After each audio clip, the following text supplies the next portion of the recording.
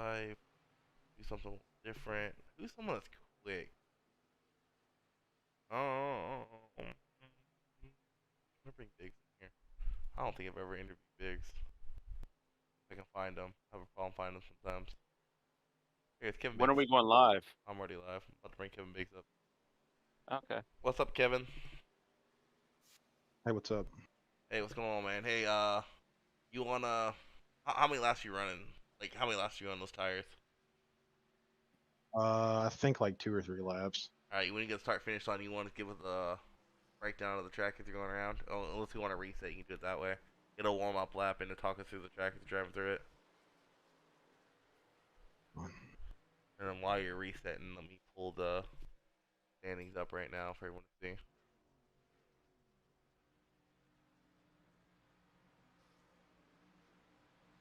So basically, 16 people make it to the playoffs. So basically, if they've ran every race, they're in. The only upset would be Ethan down here in 25th. He won the Charlotte race, so he'll be qualified to the playoffs. So it knocked Pete Van Sprundle out. But I don't think Pete is running a full schedule, is he, John? Uh, I believe he's only missed 2 races. 3. He's missed 3. 3? Yeah. Okay, but I mean, I know he's attempted to run every race. His work schedule sometimes does not allow that. Yeah, because right now he is sitting 19 But he, points behind Adam Turner, and that's who he would have to beat for a playoff spot. Let us know okay. when you're ready to get across start finish line, Kevin, so I can go to your cockpit. I I can't know that remember right now. I know Pete did use a drop week for one of those weeks. So technically he's only missed 2. Yeah, I'm crossing the start finish line right now. I just saw how loose he got, man. How loose is this track, and where does he get the most loose at? Talking through the corners as you go through them. Turn 1 is not too bad. I'm pretty much loose off of 2 and 3. For whatever reason, I get really loose off of 3. 1 is perfect. They're talking in game, man. I'm having a hard time here.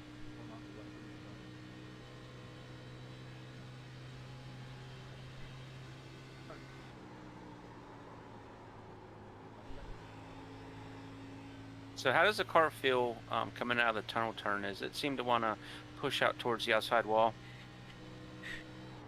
It wants to rotate a little bit, but I've ran like 15 laps on some tires, and it seems like the more laps I run, the better the car sticks. But of course, your speed falls off. All I've been doing lately is trying to qualify run, because when we get in the race, all I'm going to do is just be conservative and save tires.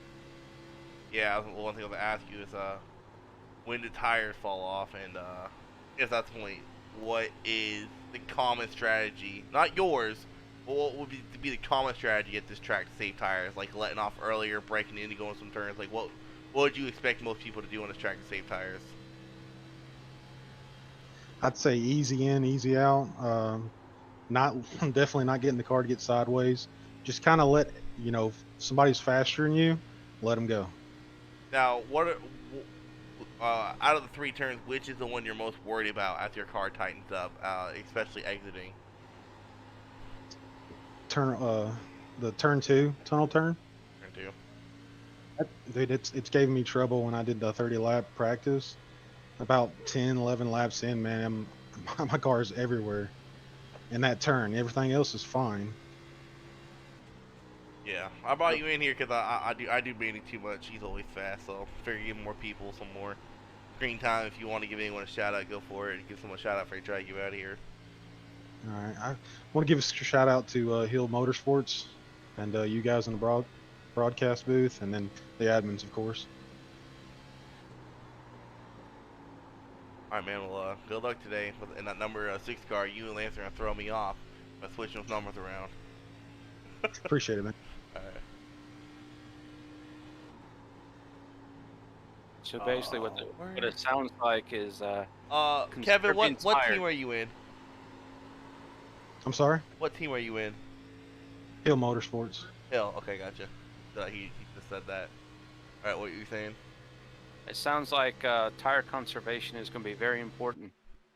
Yeah, I know when I ran ARCA, of course we were on Legacy, I mean, it's a little bit different because the track's a little bumpier, but for the most part, the turns I mean, like you said earlier, it seems like a wider track, but the turns really didn't have too much difference of banking. I hate that TV view. Absolutely hate it. Why do you got to do that? Um, for the most part, the turns aren't too much different. And turn two is a lot faster turn than what a lot of people think. Um, I mean, Lance was getting not Lance. There it is already. Kevin was getting loose coming off that turn, but you watch as tires get warmed up, that people might be almost going full throttle through that turn. Oh yeah. You know, the entrance to the tunnel turn is very important. If you enter just a tad bit late, you have to try to make up for it that whole turn, and Oh there's a yeah. chance you're going to get into the outside wall. So the Well, entrance to the tunnel turn is very, very crucial to you your lap time. and another tricky thing is here with everyone practicing is once again that race should be really interesting the first couple laps when people those first couple laps when people are in that draft hearing that extra speed going in that turn, see who misjudges the entrance to that turn and overshoots it. See how many people we see getting into the wall early on. Yeah, especially when you have someone on the outside of you, because what I've seen in practice here is someone throws it in the turn and they start pushing up, and next thing you know, you're into that guy on the outside of you, and it ruins your race. Yeah, I'm watching some people right now. This is a really loose track. A lot more loose than I remember driving. Yeah, I think the cup cars have a little more grip here. Cup cars have a little more grip everywhere. They have that extra downforce that these Xfinity cars don't have. That's true. You also gotta remember, those Cup cars have that big spoiler in the back too, helps that back end not kick on you. That's true. These guys are going to have to be wheelmen in this race, because as the race wears on and the tires wear, they're going to have to really, really be careful coming off of a tunnel turn and turn 3 onto the front straight. Such a loud ding. Joe Archer, shouldn't you be busy driving, Joe? They feel like, dude. Um, yeah, for sure. I was talking to someone, man. It'd be interesting. Just an idea I had is like, what if they put the current Cup cars and those would be the next Xfinity cars once the next gen gets going. That would be interesting to see. That would be kind of neat. I kind of hope they do that, because I like the look of the Gen 6 Cup car. I'm still kind of up in the air about the new Gen 7. Not really sure how to feel about it yet, but I'll race the car. I still haven't ran any laps with it. I don't want to run any laps with it until the Cup season's over. I mean, I'm just telling you from experience. If I were you, I'd start turning laps in them just because they're always changing stuff like that. Okay. When Matt throws them up, I'm always in there practicing with them just to get a handle of the cars and see how they handle. Yeah, that's a good idea. And I They've know that. changed a lot though because they don't have that full throttle speed anymore on these mile and a half tracks. You actually have to let up. They have a loose setup now to them, which I like. Really. Yeah.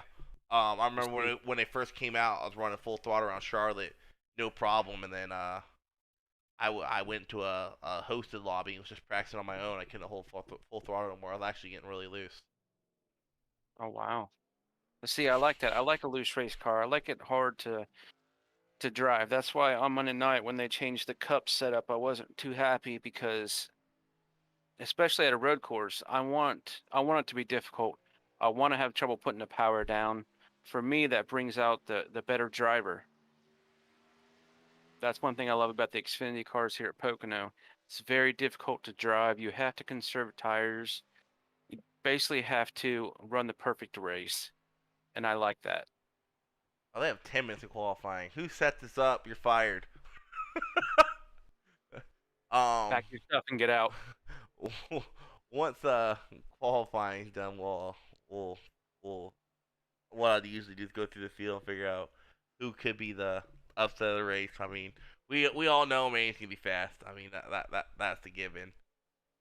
Yeah, that kind of, I don't know, that's obvious, right? He's Uh, fast everywhere we go. everywhere, in Um, every series. It doesn't matter if we're in Cup or Xfinity. That dude's always up front. the guy can drive anything, it seems like. Eh, isn't Manny like 14 years old? I don't know how old he is. I don't think so. There's no way because he goes. I don't know. I could be wrong. He could be like 20, and he's like, "I'm not 14. I'm 20. I'm a man." You know. So we'll see. I'm kind of shocked. I'm looking at the standings now. The one name I'm really shocked to see up as high as he is now in English. I don't really call him out too much, being in the top five, but I guess he's had some. I know he finished third at Bristol. I'm just going through the. Whoops. I'm gonna go through the race results Some of real these quick. guys Whoops. have their tracks that they're really, really good at. Oh, compared to spun out. Nope, nope, nope, nope. Standing. Nope. Race results. There we go. All right. So Alan English. See, he got fourth at Dega. He got 11th at Mid Ohio. 13th at Iowa.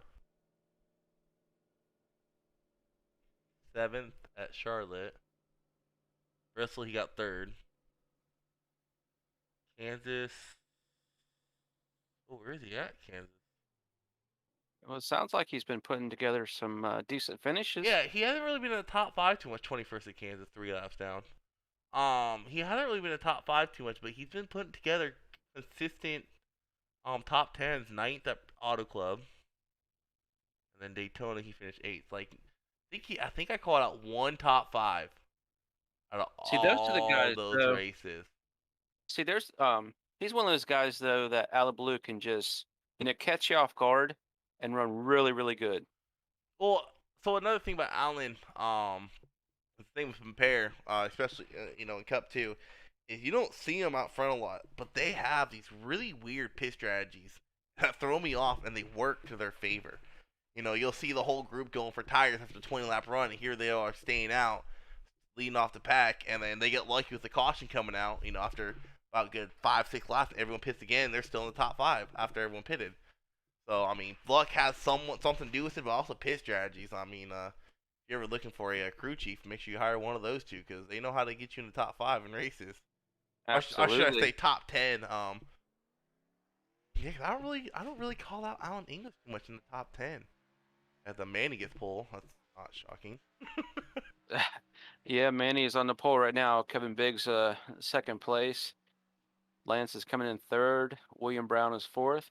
And look at Gary Sargent rounding I'll, out the I'll top five. I'll tell you someone I'm gonna keep my eye out on. Had a little of a issue with him before, but I forget stuff. Is Alan Brown? Dude won I think 2 races in a row in ARCA. He won North Wilkesboro, and he won here actually. He won here in ARCA actually. I mean I know it's a legacy track and probably handles a little differently, but I'm definitely gonna be keeping my eye on Alan Brown. He's in right now, with a couple people left, and Joe is racing. He's qualifying right now. He's starting P6 right now, so definitely keep an eye on Allen, possibly upsetting someone. Both the Browns, Allen and William. I'm definitely keeping an eye on the 24 Joe Nidick. Um, just because I've raced around him for so many years that I know this is one of the tracks where he can do really, really well. So I'm looking for him to have a good finish, and I'm also looking for Ethan Flanagan. Yeah, Ethan didn't race the ARCA race. I don't know. I mean, he was quick. I mean, he's been quick everywhere we've gone except for the road course.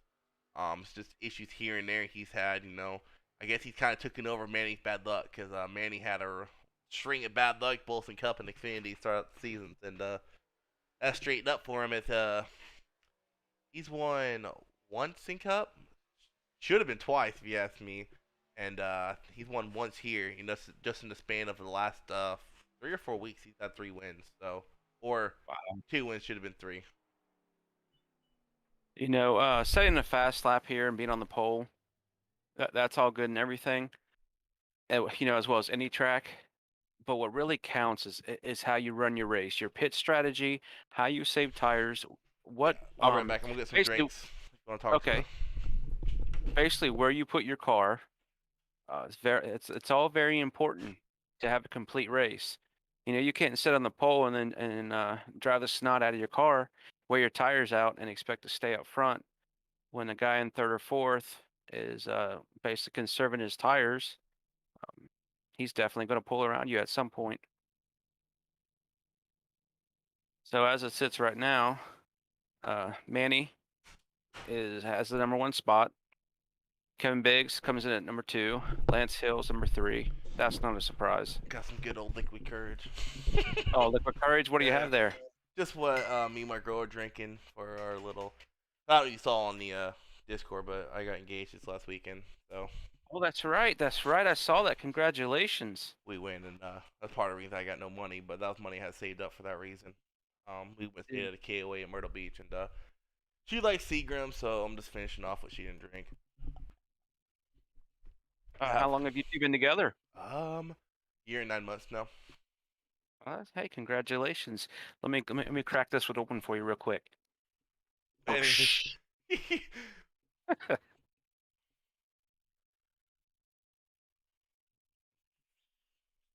So I'm basically thinking that from Mike Hornbeck, So who's in 10th. who's not racing qualified? Adam Turner races, I believe. We'll have to see what it rolls off. I know Adam and Eric are starting. I'm just trying to figure out who could be possibly the biggest mover right now. I'm thinking either Corey Wakefield or yeah, he's I'm thinking another guy. I'm thinking Pete Van Sprundle because I can tell you right now, Pete is very good at conserving tires.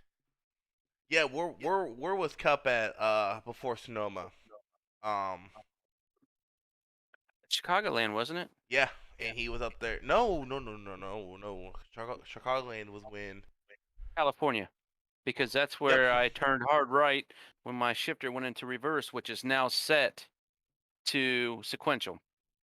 Yep, and I think he ended up having a top 5 finish there.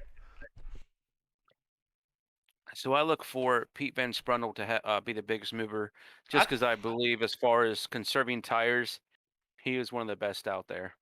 I think I'm gonna go with Alan English, just because the I was talking about pit strategy playing off for him. I mean, looks like he had a little struggle in qualifying. Ran 3 seconds slower when he was running during the race.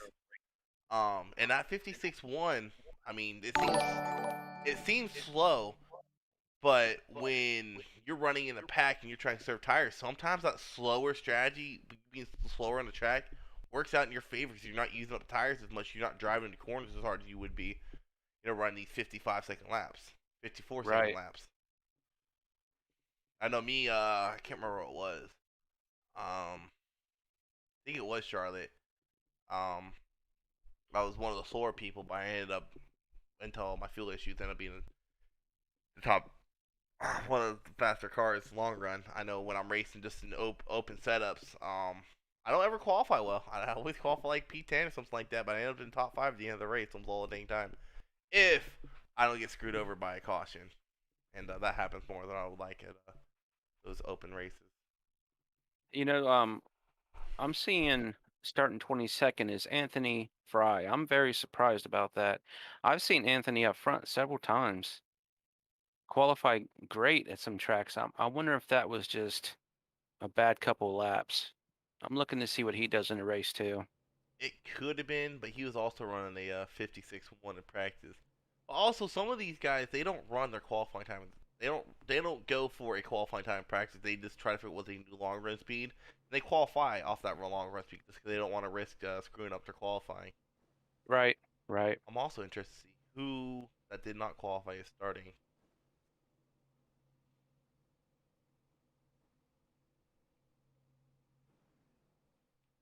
Wait from the grid. The last one on the grid I see right now is Travis Eccles. Yeah, he's another rookie. Just I think really is trying to get his feet set. Quick and Arca, I mean he's had his struggles, but when I seen at Sonoma, he's always willing to get out of the way for the leaders. He's not out here to really make too many enemies. He's more out here to be like, hey, y'all do your own thing. I'll do my own. I'm just trying to get some seat time in these cars. Because some of these guys in these in our league, they don't even race in regular racing. They just do league racing and hosted races. They don't ever really race in actual the lobby they have. I never race official races. My I rating is still very low. I just don't. Your rookie rating shows it. Yeah, I mean, I just don't really care to do that. There's so many times I get in those races, and you don't even make it one turn because there's a rookie and they're just destroying half the field, and it's just like, why? I'd rather race in Mdot. The competition level in every series is so good. How could you not want to run in Mdot series? Either one of them, all three. I mean, they're fun. Who we want to bring in here? I don't want to bring Manny in. I interview him too dang much. Who should we bring in here?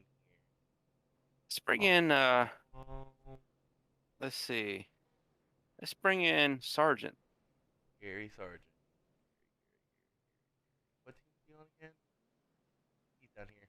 He's on No Toad, right? I believe so. What's going on, Gary? Hi. What's up? You rolling off P6 here, man. If I remember correctly, you're sitting pretty good in points right now. What's the plan for this race? We gonna expect you to fall back or just kind of stick up there with the leaders and stay in that lead draft? Probably thinking about falling back a little bit. Tires kind of go away a little quick here. You're sitting and, 8th in points right now. Yeah, I don't have a win locking me in for the playoffs, so I'm not too comfortable where I'm at. Well, But actually, I got some good news for you, man. Basically, if you've ran all the races here, you're basically locked in. 15 people have ran at least 7 races. And Ethan would make the 16th person. He had that win at Charlotte, so that's going to lock him in. So basically, you're pretty much locked in unless somehow you fall behind Pete Van Sprendel in the next 4 races. I've got to miss next week. But yeah, I like my chances. Ooh, that's not good. All right, man. Well, good luck today. What do you rock today? Number 26 DeWalt skin today? 28. I'm in the Jaguars. I get all y'all mixed up. Oh, that's right. All right, man. Well, good luck today, man. Try to get that first win. Sure. Actually, before I drag you back out, what's your biggest concern here at Pocono, real quick, before you guys start this race? Like I said, it's tire wear. It's going to go away real fast. So All right, man. Well, good luck today. thank you. Lance Hill in that 15th gonna throw me off all race. Be expecting to me call Kevin Lance and Lance Kevin. It's gonna happen. It happens all the dang time. As we go green here at Pocono, 60 laps. We do not have a sponsor for this race, unfortunately. There's your cousin. Is he your cousin or brother? Well, I'm gonna poke at you a little bit and be like, yeah, John Nidek in the 24 car. He's my cousin. And that nice. Yeah, he's my cousin. But see, I've got 4 sisters. He has 4 sisters. Neither one of us have brothers, so he's kind of Oh, like my as little I say brother. that, he goes off track right there. I don't know if he has any No. damage. Caution is out actually already. What it looked like was the 15, which is his teammate had squeezed him down. Well, his teammate in Cup had squeezed him down. Let's see here. Yeah, we wanted it right now. I don't know if he squeezed him down or he drifted up. It almost looked like Lance was holding that middle line right there. Coming out of the turn. I mean, that's just a really chalked it up at the racing isn't right there. He comes back up, and luckily he was smart enough to lock it down, not come up that track, and get anyone else collected in that. Definitely That right there. a veteran even instinct right there. Locking it down and turning left. Absolutely, he's been in that position enough to know to lock it down. I mean, unfortunately for him, in the St. Cup, you get that one quick fix. Should be interesting to see how he makes his way through the field. Kind of shocked that caution did come out there, because he was off track technically. I know multiple tracks we have been to. If you're below that line that separates, the track, you're below that line. That's the low line. They don't throw the caution for that. So really shocked the caution came out right there. Yeah, I agree. I'm looking at his car, and I don't know if I'm using my quick fix. I think what I'm doing is because it's like, what, over a minute for a pace lap here? If I'm the 24 car, I'm coming down pit road, and I'm letting them see what they can do on it. Probably at least a minute and a half for a pace lap. You gotta remember, they're running 50-second laps, and let's go to Manny right now. They're running 76 miles an hour around this track, pace lap speed. I believe. It'll tell me right here. Sir. I think it tells me right here. Pace car speed 75, yeah. So at least a minute and a half they got to go around this track. I'm gonna load up a different camera real quick. I am not liking this camera. This track gives me. Ethan gave me a Dega track that actually works pretty good if I zoom out.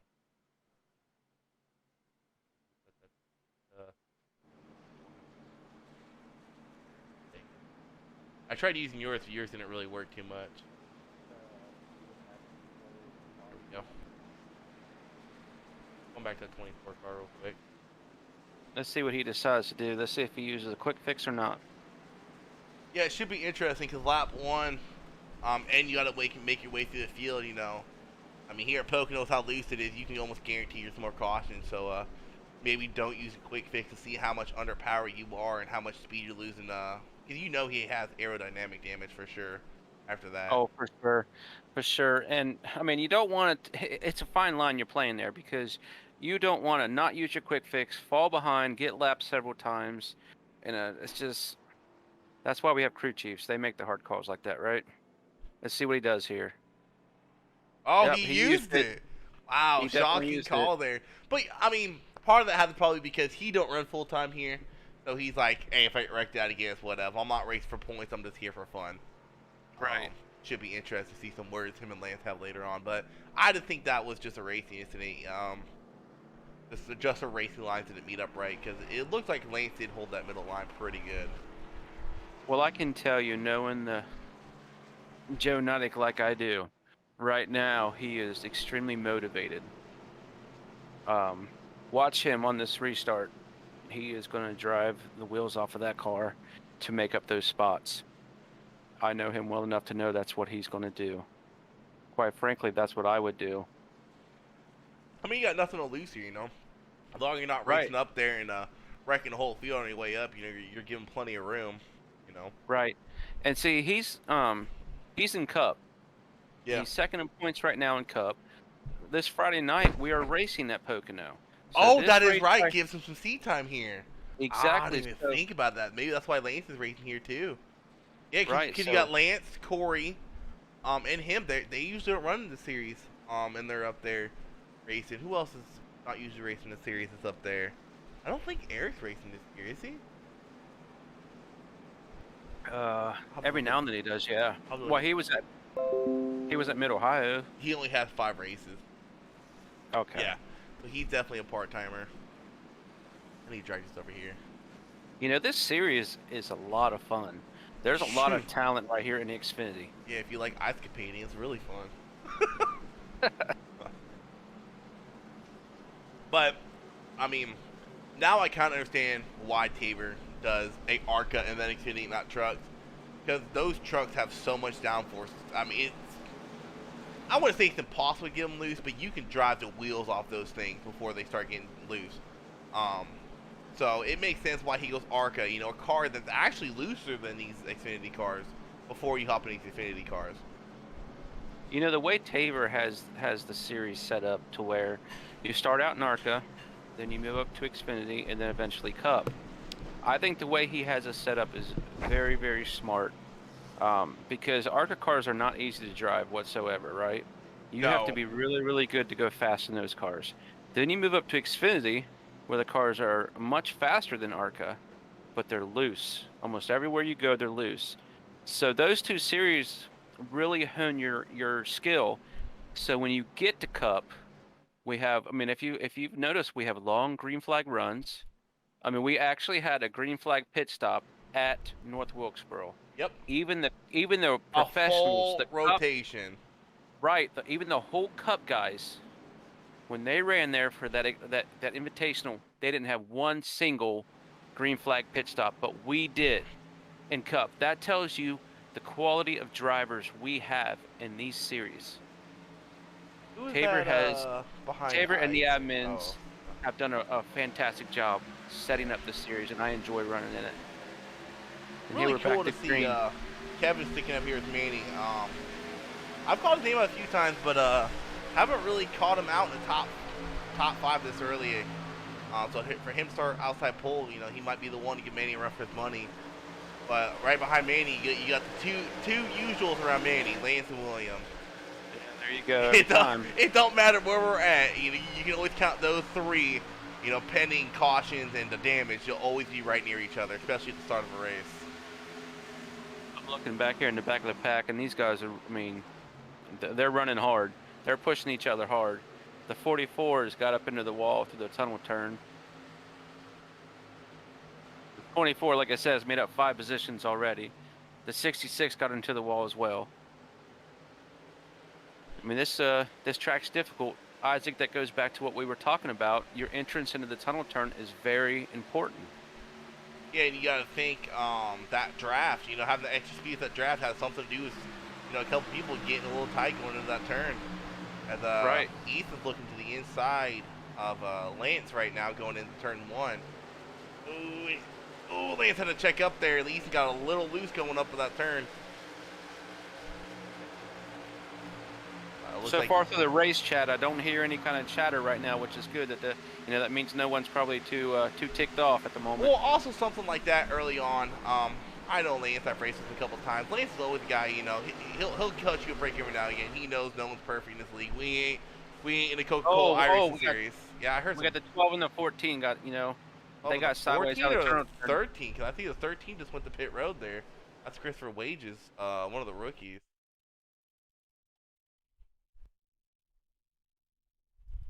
Let's rewind here and take a look. 12 was one of them. 12 and the 11. Oh, it was the 11? What happened to the 13 then? Because the 13, he went to pit road pretty quick. Let me take a look here. What happened to Mr. Wages? That's what happened here. It's 12 and the 11 just got loose. Wow, that was some hard contact for both those guys off that wall. Yeah, 11 just got loose. But yeah, going back to what I was saying about Lance is he'll cut you a break. We're not in the Coca-Cola iRacing series. We're not perfect. We're gonna make mistakes. Right. So Lance is definitely someone to give you a break. I've said this multiple times during the stream. I always have a 3-strike system every track I go to. You have 2 chances. You cut me off twice. Third time I ain't checking up. Right. Exactly. And it's places funny. Like Dega and Daytona, I really enforce that. Like, look, you're trying to cut from me. You have 2 strikes. The 3rd strike, I'm not letting up. I will turn you. I don't care. I'm not letting you do it 3 times to me, because when you lose momentum on certain tracks, Daytona, Dega, or even tracks like these where you have to get that drive off of the corners to keep up with the leaders, and you have to check up if someone cuts you off. You're not going to take it too many times for you to say, like, I've had enough of this. Exactly. There's been a lot of times that I've just kind of been passive aggressive, and I'm at the point now where I'm not doing that anymore. I'm not. I'm just gonna. If you want to run me hard, basically it's kind of how I see it. Race me how you want to be raced. So Yep. If you see me get into someone, guess what? At some point in time, they got into me. Like Dale Earnhardt said, you hit me once, I'm gonna hit you twice. The first 2 seasons, I let stuff slide. Season 3, I'm not letting anybody slide. I don't care who you are on the track. If you run into me, you better watch out. It's coming back. Yeah, I mean, there's a couple drivers in ARCA. I ain't saying no names. I ain't throwing no one on the bus.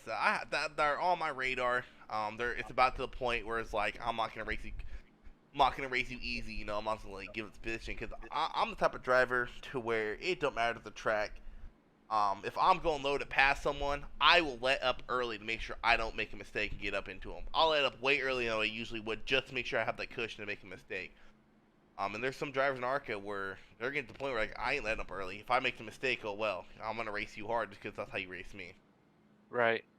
I think a lot of it comes back to some of these guys are just inexperienced. For sure. In order to make it to turn 3, you have to survive turn 2. And driving up under someone or cutting someone's nose off, that's not going to help you out, and that's going to create enemies. Yeah. I mean, there are several rivals right now that I see that are developing, like Bash Brothers and Latte Motorsports. Yep. After Monday night, you cannot sit there and tell me that they do not have a rivalry that is just building, and I love it. That's what's fun about what they have implemented. Well, I mean, team aspect. You also got to look at it this way. I'm not trying to dog on your team. Latte Motorsports, by far, in Cup, has the best team with all the drivers they have. By far, they have the most consistent team. Then you got Bash Brothers, who you got Manny, who is always quick, and Pimpere, who can pull a top 5 out of nowhere all the time. So you got 2 drivers right there who are usually in the top 10. So, I mean, that's going to be the teams really fighting for the championship to come down the end. You might have a team or two, trying to upset them later on in the season. But I think come at the end of the season, comes to the championship races, I think it's gonna be down to Bash Brothers and Latte and Xfinity. Yeah, I think it's definitely going to come down to. I personally think that Niantic Racing is getting better as the season goes on. I believe that we will be there contending for the team championship with Latte and Bash Brothers, but at this point right now, I believe that those two teams definitely have an edge on us. And with those two teams having the rivalry they have right now, that is only going to help Niantic Racing.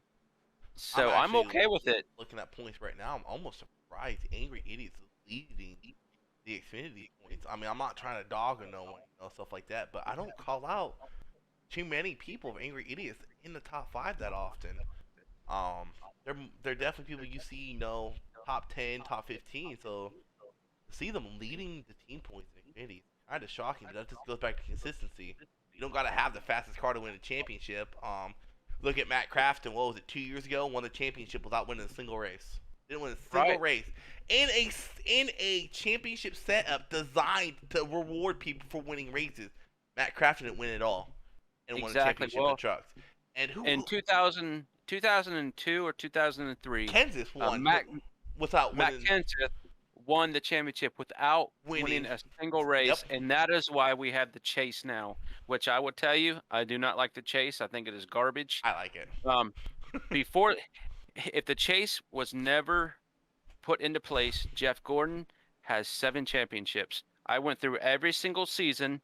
Jeff Gordon has 7 championships with Dale Earnhardt and Richard Petty. We're going green here.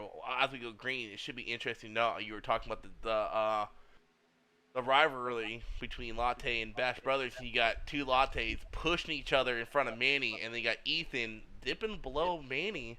It looked like he was going to go low there, but he let off a little bit there. So it should be interesting to see how that unfolds with all those guys. Oh yeah, those guys kind of remind me of the who was it? Was it Hendrick Motorsports? Or no, I'm sorry, it was RCR and Joe Gibbs Racing a few years back. They were just, I mean, every race slugging it out. Every now and then they'd spin each other out. Just really, they did not like each other. I don't know if it's come to that yet, but I think that it's definitely building to that. And another thing that's intriguing me right now with Lance and Manny running right by each other is I almost wonder if Manny is going to start being a little bit more aggressive towards Lance after what unfolded Friday. Well, I mean, we're going to see his how much fire he has. I know if it were me, I'd be all over his bumper. I would be all over that 48 bumpers too. I'd be like, look, fella, Look, another thing interesting here I'm seeing is we got 2 rookies in the top 5 right now. That is the 36, who I meant to keep an eye out on because he won the ARCA race here, Alan Brown, and the 35 Ethan, who had already won at Charlotte.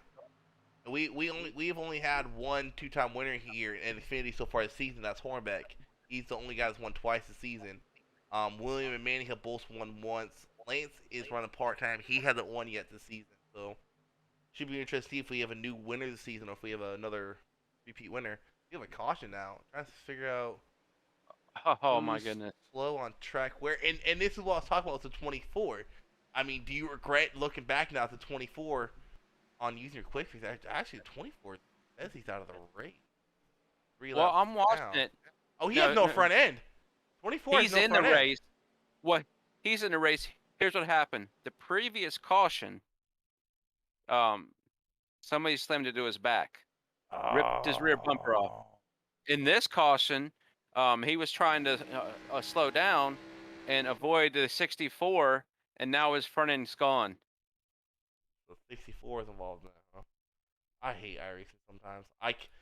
They had it fixed to where I can go back and watch replays, but now if I don't see the caution happen, I can't go back and watch it. If it does not happen on my screen, I can't go back and watch it.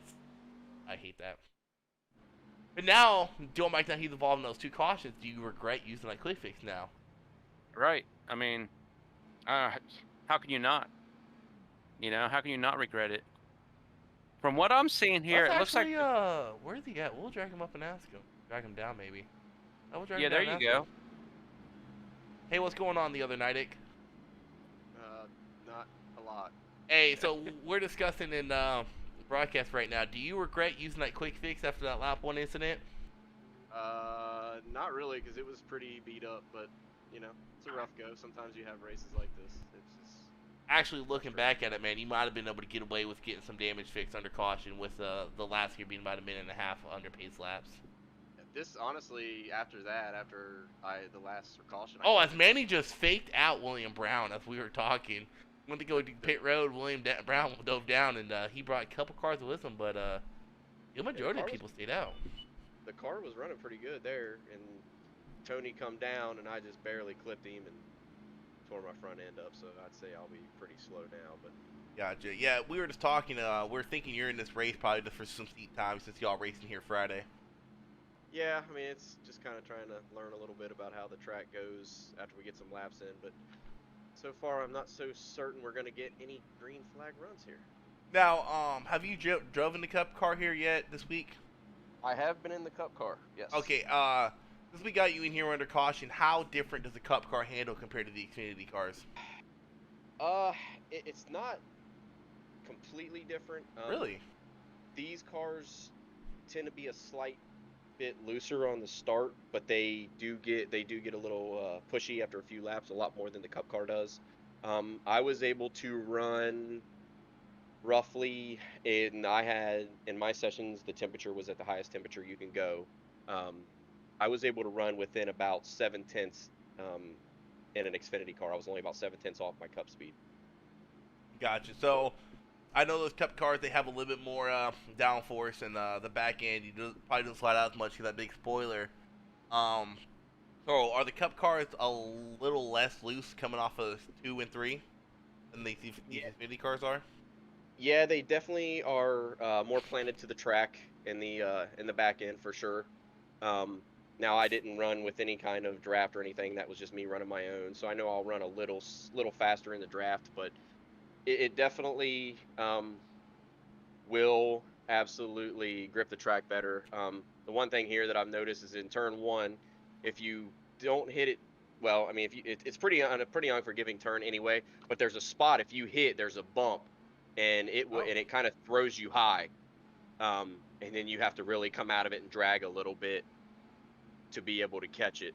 So this one's a little different. The tunnel turns pretty fast if you hit it just right. The Cup car, you can definitely drive quite a bit harder off of 3, which is where I'm coming into now, than these cars. These tend to get loose in the center of the turn if you try to really get after it. But yeah, the Cup car is pretty fast. I think it'll be some pretty good racing in the Cup cars. I'm hoping for a better night Friday night than I'm having so far tonight. The first one I think may have been my fault. I don't know. I may have drifted up. I thought they were 3 wide, so I tried to hold it as far as I could, but I thought I had a little bit more room. But yeah, it was hard to tell. It looked like Lance did hold the line. But yet again, when you're running 3 wide at Pocono's not really meant to go 3 wide, period. So no, if y'all would have pulled that off, I'd have been surprised. Yeah, I honestly tried to avoid it. I tried to let off pretty good, but I didn't know if the 6 was still up there or not. 15. It is, yeah, that's He's what 15 I meant. Tonight. It's throwing me off, trust me. It is what it is. I mean, I'll be honest with you, most of the wrecks that I'm in is when I'm underneath somebody comes down on me, or, every now and again I will drift up. But is that would that be a Go learning experience going into Friday night? Hey, this is where I got in wreck, so let's make sure I don't put myself in a situation. It absolutely is. I will make sure that I do not do that again. I will just, especially that early, I'll let off. That was kind of my fault. I guess I should have. Personally, I think you should do the same thing on Friday night that you're doing here. I mean, the only thing I'm going to do... Don't change a single thing. Yeah, the only thing I'm going to do on Friday night is be sure that I beat the 8 to the finish line. Oh, whatever. All right, in that case, catch you later. All right, brother. Oh, I can't drag. Oh, you're in admin chat. I can't drag you up, dude. That's all right. I'll listen to you guys talk. Oh my goodness! Come on, boys. Oh, Lance man. actually got a good jump there with Manny that time. Actually, looks like we might be going 3 wide in the turn 1. All right. Oh. Out. You're throwing me off. I'm actually shocked to see 2 rookies up here in the top 5 right now. We were talking about them earlier, and Yeah. I mean, This is a kind of track for a rookie to shine. Oh yeah, for sure. This is definitely not a easy track to drive at. I still don't agree with Cup going here twice and having the dual races here that one weekend, but that's just my opinion. As we got a good battle going out here between the lead. I'm really surprised Lance can hold that outside line, and keep up speed with Manny. I know turn 3, actually the outside line probably is the faster line here, just because you can roll off the corner a lot faster as Lance completes the pass on Manny there. Yeah, you could definitely keep the momentum up off of turn 3. If you're on the inside, it's difficult. You know, you're pinched down. You're trying to get as much speed off the turn as possible, so you can't do that sweep off the turn that you need because that car's out there on the outside. Yeah, and that's what makes passing at some of these tracks so hard is you cannot get that drive off of the corner. And that's why you see a lot of times when we race these tracks, especially these 1.5-mile tracks, you'll see two people fighting it out for whatever position, first, second, third, and you'll see a guy behind him catch him in a heartbeat because these cars can't get the drive off they're used to getting, and these drivers can't get that drive off to get that full speed coming out of the turn. Right, right. I'm watching the 98 on the inside of the what number is that? I can't quite see it. The 46. 45. And that's Al Corey. yeah, sorry, 45. And Al Corey got into the wall off turn 3. So that's the first car I've seen be able to get on the inside to someone and make it stick off turn 3. So far, it's been pretty good racing. I mean, one of the guys I mentioned earlier was the 21 from Pear. I mean, not in the top 5, but he's sitting right outside the top 5. I think in 7th place. Yep, 7th place. Once again, we were talking about that earlier. Oh, 16 got in the wall. Oh, it's going to cause a caution. I don't know how in the world Kevin got through that. I am so glad I was on these guys. I can actually go back and rewatch this. The 14 got in, not the 14, 16 got into the wall. And the 14 and I think 66. The 74. 14 and 74. Went to go down low to avoid him. And I don't think that 14 knew he was getting loose. I mean, you can't. Oh, that's great, Thunder. But if you lose me, you know why. I don't think you really can't blame the 74 or 14 there because 74s are trying to move and the 14 had no idea someone's in the wall. I'm pretty sure if we go to the 14th cockpit, you can't see. Let's go back to the cockpit. Yeah, you can barely see that 16 get up in the wall there. You see me a little tight, and he don't really have time to react there. And I'm really shocked Kevin got through this somehow. Might not be as close as I thought it was. Part of the track. It really tightens right there. All I want to say is the 14 have his window net down because that was a hard lick. I don't know. Did he get stuck on his roof? I don't believe so. No, he did. No, yeah, no, he did. He did. He had to tow. He got stuck on his roof. That's unfortunate. He was putting together a decent race there. Yeah, they were all in the top 10, not too far behind Pair there. So let's see now, after a couple cautions and that was 8 laps? 8 or 9 laps of green flag runs. Yeah, let's see what happens here for 10 laps. We've only had 8 laps of green flag running right now. Well, let's see what happens with the pit strategy because remember, the front 5 guys have not pitted. No, more than the front 5. There was quite a few guys that stayed out that time. We see Lance still staying out. The one Lance guy that stayed out, Manny Brown. Manny did stay out again. I'm about to say the one guy that's going to benefit is William Brown, who pitted last time. Manny pulled a little trickery on him there and drug him to pit road. So he's got fresher tires. And look at the two of Joe Archer. He's putting together a good run, isn't he? Once again, 21 from Pair. I think he's going to be restarting 3rd or 5th. Let's see here. 5th. It's showing 5th on the leaderboard. Once again, Pair with the weird pit strategies that work in his favor. Dude, he just... I don't know if the guy studies it or what, but he just knows how to get it done with pit strategy.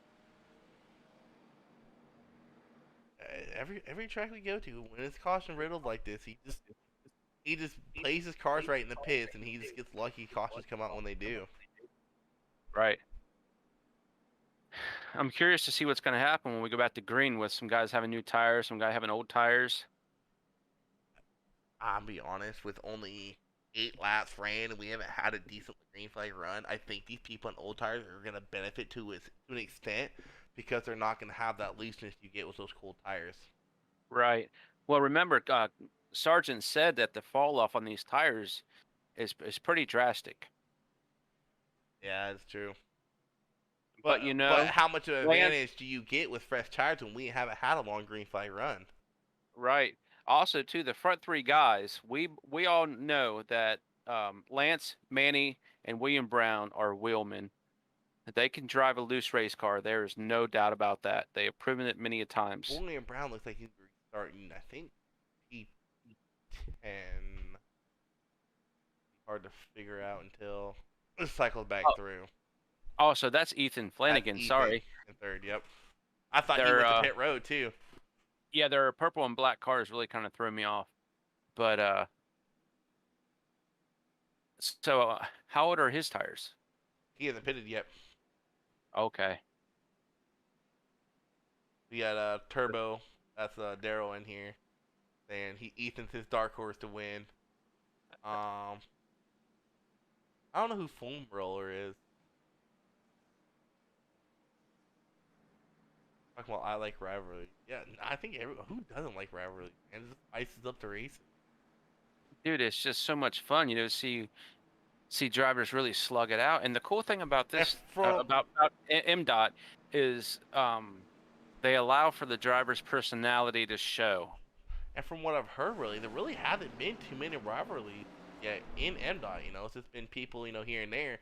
Really hasn't been a team rivalry yet, so it's pretty interesting to see one possibly brewing. We'll definitely see it come Pocono if they let that week to cool off or come out time to race on the track if we see some beating and banging going on here at Pocono. That's right. You know, that's the interesting thing about it is next week we go to a short track. So after Sonoma, is the rivalry going to heat up even more? Is something going to happen that causes the rivalry to just explode in the next week at a short track? Oh, hell's going to break loose. We're going to find out. It's going to be a lot of fun to see. I know one thing. If I'm not racing on that track, I'm staying away from those drivers that are near each other. I'm like, I'm going to let y'all do what y'all need to do. I'm not getting involved in that. Personally, I think Bash Brothers and Latte Motorsports just beat the hell out of each other. Just go for it. I know you're hoping for that to happen the last lap of Sonoma. You're right there hoping. Oh. You're just praying compared to got Lance. I think we're about to go green. Yeah, we're about to go green here. Let's see if Manny gets the same jump that Lance got. Actually, it looked like Lance might have spun his tires a little bit there. Manny gets a great jump. Yeah, let's see if Manny can hold him off going through turn one. Looks like he's going to have the run. He's going to have that more speed coming off the turn here. The Hornbeck up there, too. Just depends on how much Lance throws it in there. Let's see here. Lance has definitely got the edge through the turn. Let's see here if Manny gets that run on the outside. Oh, Lance cleared him. Is that Manny being a little too passive again, or is that just Lance getting that speed and that drive off the corner? I think that's Manny, it just being Manny running his race. But, I mean, you can't blame him to throw. We're only a third of the way. You don't want to do something stupid that makes you use a quick fix or takes you out of contention when the race is early. So, I mean, right. I kind of agree with Manny kind of like letting Lance have that position. I know for one thing, with a green-white checker, he wouldn't have gotten that position easily. Yeah, we got Al Corey gotten to the wall through the tunnel turn. He's definitely slow. Yeah, Pimpere's sitting there in 5th place. It was his teammate right behind him. Dude, I don't know how, man. Pimpere's like Jimmy Johnson. Ooh, Jimmy Johnson. Hornbeck went below that line, and if you've never raced this track before, that's going to get you loose in a heartbeat. Looks like Lance and Manny's pulling away.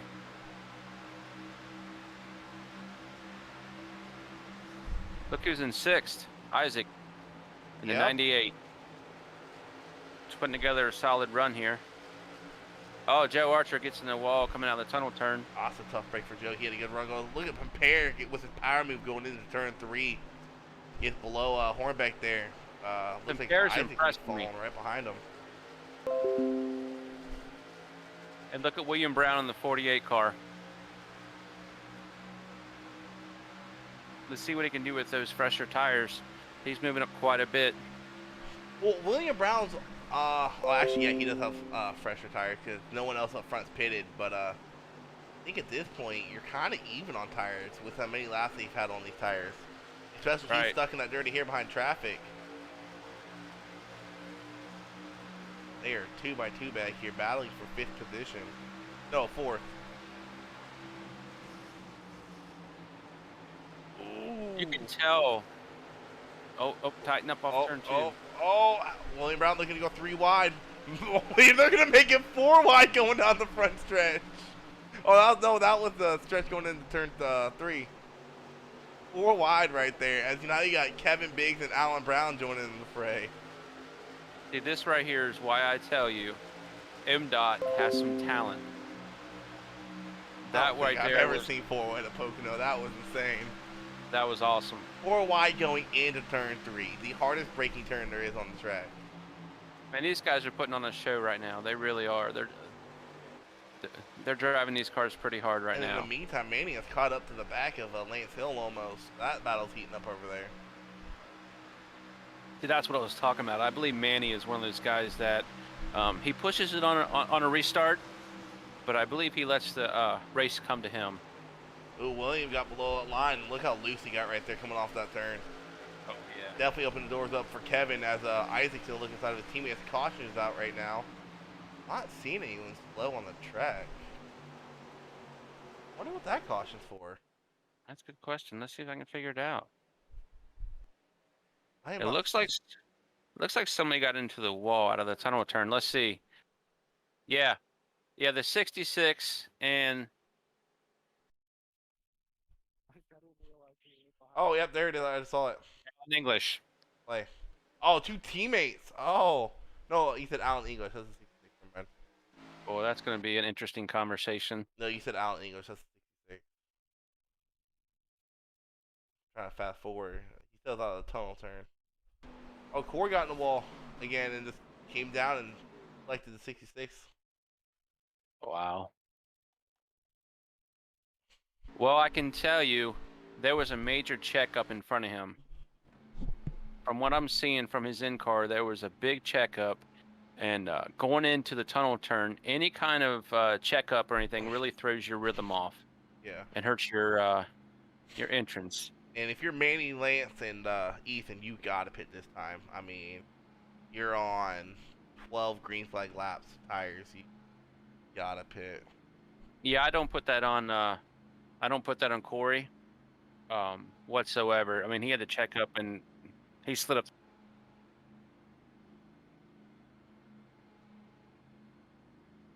We was just talking about that. All right. Yeah. Yeah, track position's pretty good here as well, but I will follow your advice.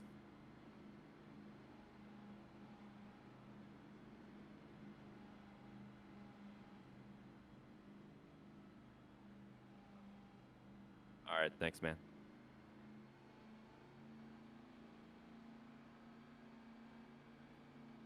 Oh, that's all right. I was like, you're on 12 laps of green flag tires, pit. Oh, yeah. You think, yeah, we're talking like, dude, just pit. It really hasn't been an advantage, but I think long run it's going to help you out because Manny and Lance, they are fighting it out like crazy for a couple green flag runs to go side by side racing, and I know their tires got to get to the point where they're going to have to pit. I think they're hurting themselves right now, to be honest with you, staying out this long. I think they're the only 2 that have not pitted yet on track. I know Kevin's pitted. I know 98's pitted. Yeah, they're the first 2 out on tires they started the race with. They're the only 2. As Kevin pitted, and he's back in P3 with fresh tires these guys have. So, yeah, this might hurt them here. I mean, I know track position is key at this track, but you got guys behind you that have fresher tires, and when you're going through all these restarts, you're burning up those rear tires getting this car going time and time again. Exactly, and when they do pit, okay. So when they do pit, what's going to hurt them is they're going to drop back in the field. And depending on how things go, coming back up through the pack, I mean, with the amount of cautions we've had so far, he knows if they'll make it back up to the front with a clean car. Only time will tell.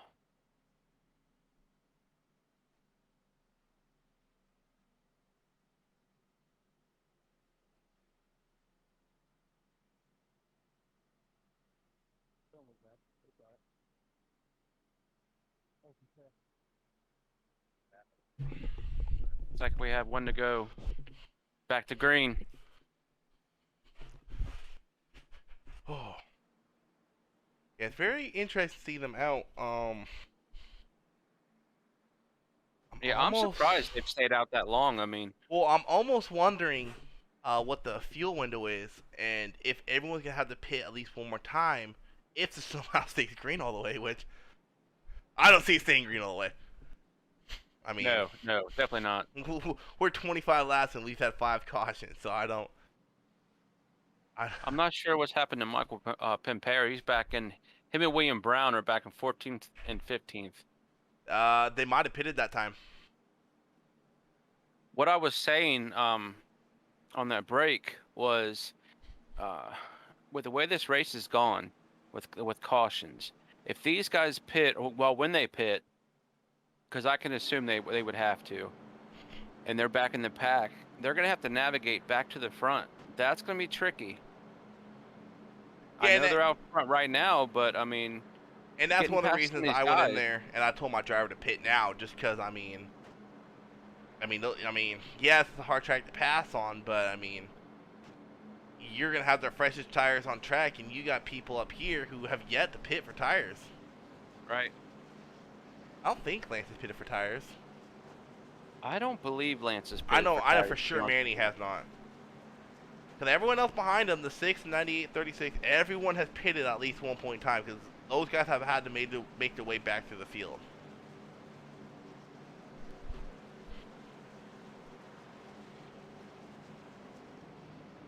And, so, wow. Checking Mr. Archer Christopher here. Wages, another rookie we got. He's sitting in 9th place. I haven't really called him out too many times during the season since he's joined in. So, Right. Ethan pitted.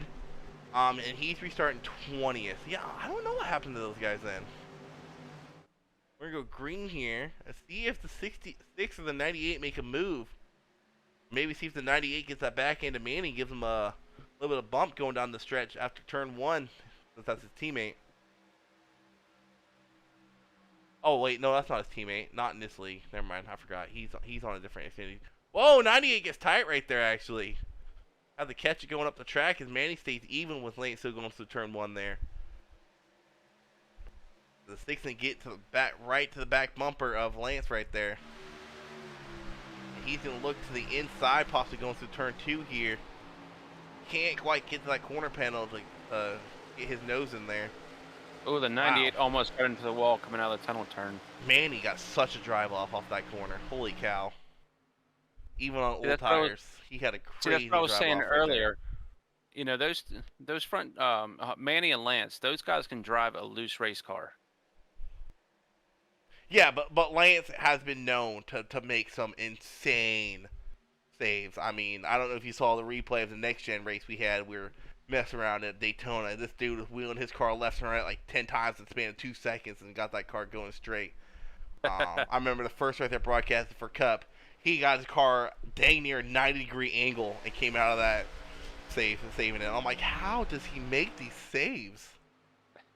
Lance the Wheelman Hill. That's Actually, right. let's see how loose these guys' race car is real quick. Oh yeah, Manny has not pitted. He has pebbles all over his window. He's not too loose coming off that turn there. I tell you what, Corey's just having all kinds of trouble with the tunnel turn. He almost got into the wall again. Exactly like we were saying. You missed that one time. You know, you're going for a ride. As you can see here, it looks like Kevin 6? Biggs is on. Yep, 6 is Kevin passing. Biggs is on the inside of Lance here. He got a great drive off that turn. And if you're on fresh tires, that's probably where you're gonna make that move. Is coming off of turn 3, getting that drive off that these guys on old tires can't get because they're getting so tight coming off that turn. Right. Let's see if he can run down Manny with those fresh tires. If he can run down Manny, that right there would. Next time you need to pit. I want to see if I was right telling my driver to pit. Let's go figure out where he's at right here. Yeah, Ethan's made his way almost back in the top 10 already. Gained almost, where he's at right here. He restarted P20. I think he's sitting in P14. He's passing for P13 right now, so he's already up 6, 7 spots right now. Wow, William Brown aggressively go 3 wide going into turn 3 right there. Woo, big checkup right there with Ethan right behind the 26 of Buckley. He's battling out with another rookie, the 13 of Christopher Wages here. Yeah, just in the span of 2 laps, Easton's already up 7 spots. Wow. These guys are starting to fan out pretty good now. I believe tire wear is gonna be key now on gaining positions. As Easton gets a great drive off. Oh, I thought he was gonna get drive off. He got loose.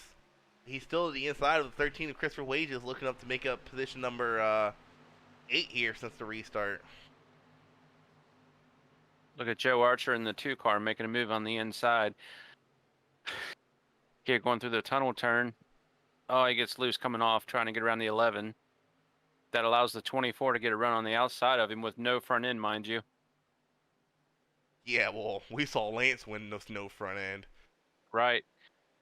And the 24 just passed the 2 car, and I believe the 11 car. I mean, whether it was blocking on, going on, no matter what. The matter of fact, Lance kept that speed with no front end at Sonoma was impressive.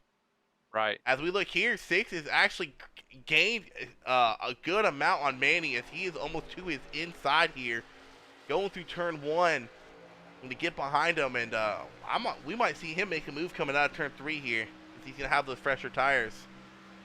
Well, remember what I was telling you earlier. If that was blocking, which I believe it was, that sets a precedent there. My opinion, there's a little blocking, a little just taking away the, because, well, I'm gonna see if 6 can complete this pass here. I don't think he can. Looks like he got loose going into the turn there. Oh wow, look at that drive off the 6. Oh man, he's going to pit road. That's what I was saying. Not pitting hurts these guys because now Manny's possibly going to go a lap down. Going back to what I was saying though is, you also got to remember. I mean, you can't tell me if your teammate is in second place and you're about to go a lap down or another lap down, you're not going to take away that preferred line on whatever track we're at, whether it be Sonoma, Charlotte, Pocono. You're going to take away that preferred line and you're going to make that driver work their way around you, try to slow him down a little bit. The part of it with taking away the preferred line was a little bit blocking involved, in my opinion, yes. You know, there was one point in time Taver got loose and he pulled right back out in front of Manny. But that's just my personal opinion on it. I think both sides could do something differently to let that race, you know, turn out a completely different way. Well, I can tell you that since we didn't, you know, there was no cautions, right? Mm-hmm. So I know Tabor was trying to stay on the lead lap. He was already lapped down. Okay, well, then that makes it worse. If you're already a lap down, the rules are you pull over and you let the first car or the number 1 car go. The guys in first place. That has been stated over and over. Now, if you're not, well, the 13 right there just got spun sideways by the 74. Ooh. And somehow we don't have a caution. What a save. And that's what I'm saying, dude. Like, some of these cautions being thrown tonight shocking me because these guys are off track, and Ethan has made his way up, I think, into the top 10. I want to say he's like P7 or P8 right now. Granted, a lot of people had to pit, but I'm actually about to jump down there real quick, see where he's at on fuel. So what I was saying was... Oh, so here's the interesting thing about Ethan real quick, is he's one of the groups that pitted last. So maybe, I wonder if that last group is good on fuel to the end. I think Manny was setting it up to where he would only have to pit one time, and then he's going to try to go to the end. Let me, because he's counting on another caution. If there's another caution, Manny's got fresher tires. He's counting on other guys pitting, which is going to give him some positions. Yeah, hold on, I'm trying to Ethan up. Hey, Ethan, are you good on fuel to the end? You're in a broadcast booth, by the way. No, I'm not. How short are you? 6 laps. Oof. Yeah, it's 70%. If this was 100%, it would be, I wouldn't be 6 laps short, but I am, so gonna have to fix that somehow. Oh, for a caution. All right, man, good luck. All right, thanks. Oh, so this might work out in Manny's favor then. Right. It's all about the strategy. I think he's kind of taking a page got to Pimpere's book. We'll see on the next caution what happens. And But what I was saying, back to Sonoma, we are told that if you are fighting to stay on the lead lap, you do not have to let the first place car go. You can fight him, but we are told if you are more than one lap down, you are to get out of his way. We have been told that several times, which leads me to believe the blocking was intentional to help the 6 car catch back up to Manny. And to me, that's not proper race etiquette. But like I said, I've been doing this for 20 years and I've been in those positions many a times. But it is what it is. And what that does is that it helps fuel old rivalry between Bash Brothers and Latte. So I'm actually pulling up the rule book as we're going on right now. It states right here in track awareness, when you're coming up on to lap another car, it's required you alert the driver through voice chat so they're aware you will be lapping them soon. I don't know if Manny did that, for one. You can request where you would like them to be on track, but it's not a requirement they obey. Right. So, I mean, so technically, if you're a lap or 20 laps down, you don't, I mean, you can still fight, stay off, you know, whatever. But that's right out of the rule book. I just looked that up while you were talking. So it's not a requirement to listen to you. Now, I didn't know, did Manny ever call out he's coming up on Taver? See, that I don't know. Then that's another thing. I don't know because I was racing at that point trying to run those guys down. So I didn't hear it come across. And if it did, I wasn't paying attention. I was just trying to hit my marks to run down Lance and Manny because those guys were in a league of their own at Sonoma. They really were. I was trying to get a win, but I really wanted a good points day. Yeah, hold on a second. I'll be right back. All right.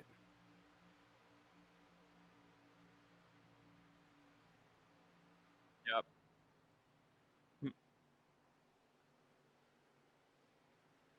Yep.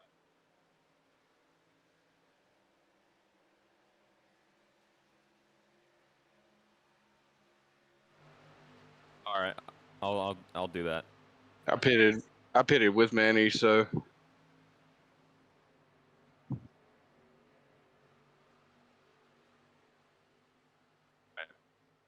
All right. I'm gonna pit on 39.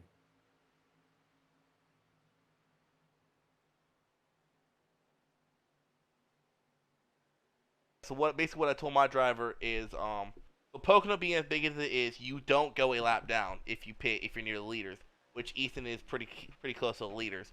So I told him to short pit him, which probably the best chance someone like Ethan or Gary has. You know, someone that's not leading the race, not Manny. Your best guess is a short pit. I mean, correct me if I'm wrong there, John. I mean, yeah, Manny Pitty got the fresh tires, but you also got to think there was a situation when we were at Charlotte for the open races, right? This dude tried short pit at lap 55 out of, I think it's 90. I pitted at lap 70, and I made up 15 seconds in 20 laps because I had the fresher tires, although he did short pit me. So short pitting works to a certain point, but when you short pit too early, you lose that advantage you get with fresh tires. Correct. You know, we were talking earlier about some guys that would do a good job on older tires. Pete Van Sprondo right now is running 9th. Joe Neidick with no front end and no back end is up to 10th somehow. I don't, you know what? I've seen it all. I really don't. I don't know. That brings me back to Bristol here in the series where we had what was it?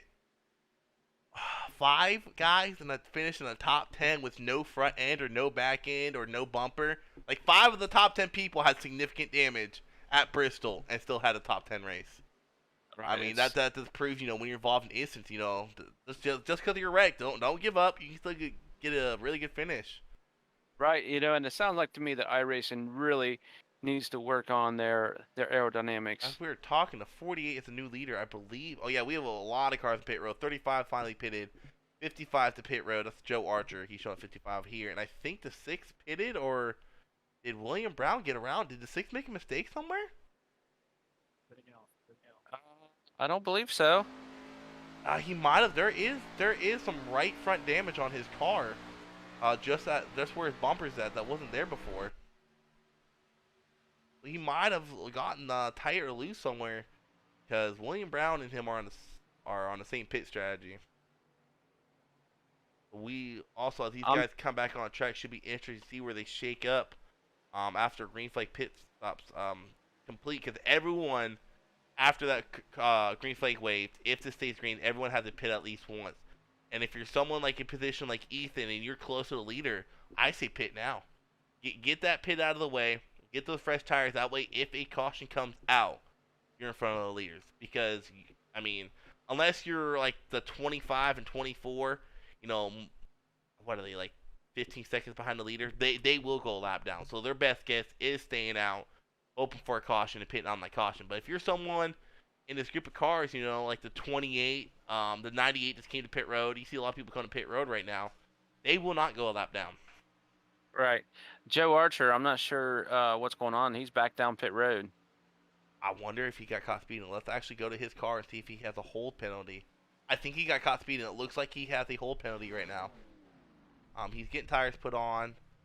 Interesting call there. If you have a hold penalty, like me, I uncheck my tires.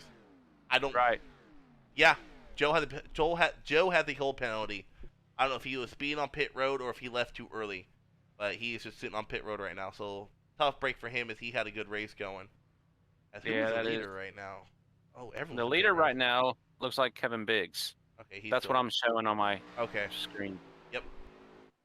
When I'm on the guy's lap down, doesn't show me who's the leader in my telemetry. Gary Sargent is in second, and Alan Brown is in third at the moment. Kevin's coming this time. Yep, Kevin's gonna be coming this time. Like I said, should be really interesting to see where this pit strategy shakes up. I know Manny pitted early, but did he pit too early to lose that advantage of short pitting? So what I'm seeing here, we have 18 to go. Am I seeing that right? Yes. As a 28 is going to assume the lead. Who is that behind him? That's the 36. Another guy we've been talking about all race. Keep your eye out on. And these guys, I know. See, here's the thing, John. If you're these guys, is it really worth risking staying out as long as they have, since Pocono's such a big track and no one's going a lap down with everyone be so tight? Would you have pitted with the leader when the leader pitted just now? I think it would have. And the reason why I say that is because Kentucky proved to me that you cannot stay out longer. Yeah, I remember that race. It beat you in the butt. Big time. Well, I stayed out longer because I honestly did not know when everybody else was pitting. I mean, I was like, what, 10 seconds ahead? So I wasn't around anybody. And no one was calling out when they were pitting. So I had no clue. Generally at Kentucky, we have not been able to get through a full pit cycle without a caution. So my mindset is, okay, well, there's going to be a caution. I'll just wait. Well, that really bit me hard.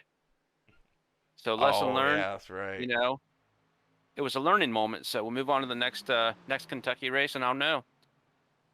Yeah, and that's a gamble you always have to play at tracks like that. Now, tracks like this are different since you do not go a lap down. I don't really think it's worth the gamble. I think pit when the majority of the people pit. Get on the same pit strategy. Get the same amount of laps on your tires. Man, I think Manny pitted too soon. I think that's going to cost him the race, in my opinion. But tracks like Kentucky, Charlotte, those mile-and-a-half tracks, it's a gamble you pay. Do you stay out and put a lot of people a lap down? Or do you pit with everybody else? It's a hard gamble because you can't predict cautions. Right. Right, you know, it's basically a roll of the dice. Yeah. You know, that's what it comes down to. Because if you could put a guy's a lap down and trap him a lap down, I mean, all you're doing is just helping yourself. But what happens is if you stay out, and there isn't a caution that comes out, you know, you're just hurting yourself. There was some, I know you couldn't see it, there was some bumping and banging going on back here with Ethan, the 98 or the 89 Alan Turner. I think Alan Turner trying to get the pit road, and Ethan kind of got trapped on the outside there, so he's like, go, dude, because Pocono, you can exit turn 3 full speed and still easily make it to pit road. So it's kind of interesting to see people slow down as soon as they do. So I'm curious how this is working out. Pete Van Sprundle was up in the third place. But he has to pit one more time. There's no way he makes it on fuel. Right, he has to pit. And the 24, again, with no front end or no rear end, is running in 6th place. I mean, I don't know. So we'll see how that plays out. Al Corey just hopped up in the 5th place. He just passed the 24. Travis I'm Eccles, I'm almost- not sure if he has to pit again. He's putting a good run together. 7th place. Lance Hill is back in 12th. William Brown is 11th. Manny's is up to 10th. And man, ooh, Joe If Archer any one got, of these- ooh, Joe! Look at the Rich Chase and Manny. Joe's got at least twice going to that turn. If any one of these guys in the top 10 don't have to pit and they can make it, which I don't know if they can, that just depends on their pit strategy. You know, if we go caution free, we could have an upset here. Yeah, it should be interesting to see if Manny pitted too early, because he pitted a good 10 laps before a lot of these other people did. I know him and Lance both did. So, I mean, yeah, they got a good lead over some of these guys right now, but did they pit too early to a point where their cars can get too tight, and these guys who pitted 10 laps later are able to chase them down because they technically have the fresher tires? Right. And I mean, if I'm, well, Pete's actually in the lead right now. If I'm someone like Pete, I don't see really the strategy staying out this long, because I mean, actually, yeah, I kind of do, because the caution does come out. Granted, a lot of people aren't trapped a lap down, but everyone has at least 10 laps on their tires, so you can predict most of the field coming to pit road with you. Right. You know, I can see I can see his strategy. What he's doing, I believe, Well, is he's staying out, and if a caution comes out, you know, he's going to pit. The other guys are going to pit. They want those fresh tires. He could, you know, keep that track position, because track position here, fresh air here, is key. Hey, Pete, what's going on? You good on fuel? You have to pit. No, I need to pit. All right, thank you. All right, so that answers that question right there. Right. Because I mean, I have seen people who can save fuel like no other, and I don't know how in the world they do it. Like Malarkey, when he won the second or third racing cup, I don't know how he saved as much fuel as he did. He saved enough. As far ahead as Pete Van Sprundle is, I'm probably taking either I'm just taking fuel. I'm just taking fuel. Fuel only, or fuel and 2 right side tires, and that's it. I'm maybe a splash and go. I mean, with how far ahead he is, I'm just taking fuel. He's coming down pit road right now as we speak. Who is that going to put in the lead? I think that's going to put the number 25 of Eric Fiorello in the lead. I'm glad you could pronounce his name. I wouldn't want to slaughter it. Let's see what happens here.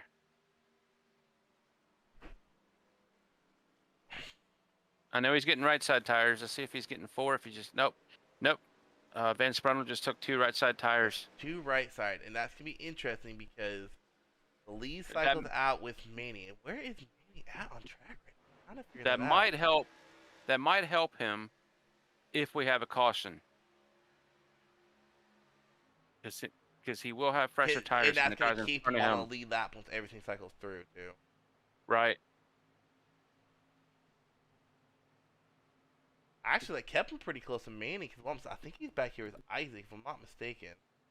And where is he at on track? I'm not seeing him right now. Right now, he's coming into the tunnel turn. I'm waiting for my relative to update, because it's showing Pete still in the lead. Oh yeah, he's a little bit behind. Yeah. Kind of surprised this has gone caution free. We started the race really iffy, with 5 cautions pretty quick, and it's been caution free ever since. We went back green, I think like around lap 28, I believe.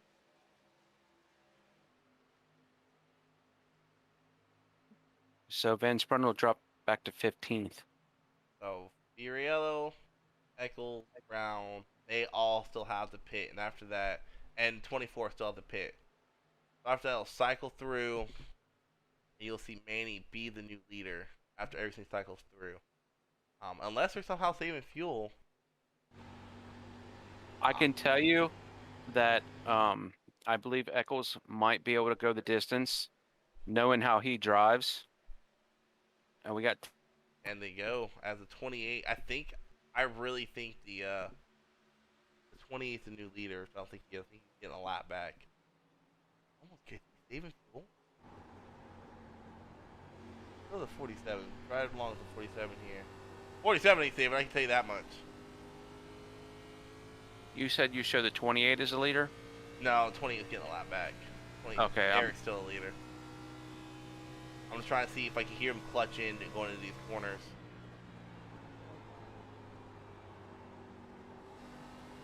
I don't know if Eccles is clutching in or just letting off the gas. It's hard to tell going into turn 2 sometimes.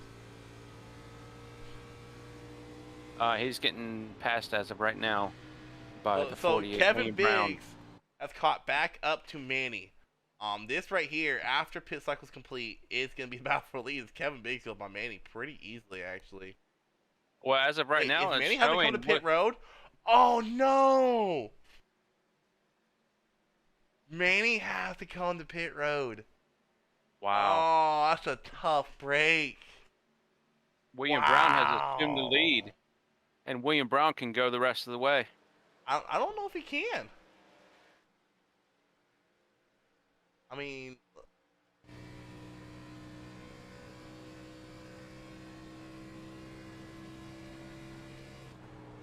With 10 to go, I'm not sure if Kevin Biggs can run down Eccles for second. If Eccles is saving fuel, possibly. yeah, it should be interesting to see what they're doing there. That's what I love about Pocono. The pit strategies are so key. I mean, you can pick up so many positions. You could push the fuel mileage out. Eccles is hitting pit road as of right now. Let's That'll actually move Kevin bring up Biggs in the second. Mr. As long as he ain't an admin channel. Oh, he's not even in a race chat. Dang it, William. What kind of guy does that? William Brown. I don't think he's on a teaming cup or anything. I mean, I thought he was on Latte. that might be the issue. Nope, no one's in the Latte chat room. The Manny has fallen back to 12th place. It should be interesting to see if the 48 has to pit again. Vince Brundle has moved himself up into 10th place. And look at Michael Pimpare up to 5th again. He can be up to 4th because he hasn't passed Travis Eccles yet in telemetry. That's right. How many times have we talked about it? He finds a way to get He those finds top 10. a way to get top 5. I don't know how in the world he does it, dude. William Brown looking to be the second repeat winner if he does not have to pit. I don't know if he does, and he's not in race chat. Curse you, Michael Brown. Or William Brown, Michael Brown, there it is. Dang it.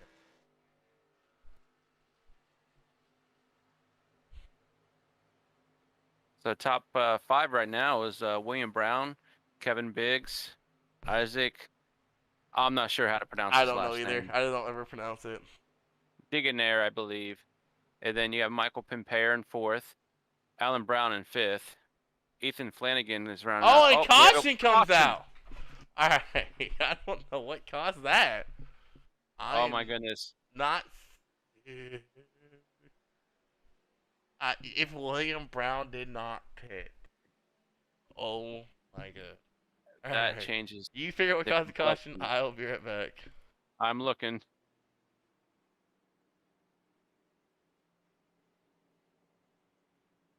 Yep.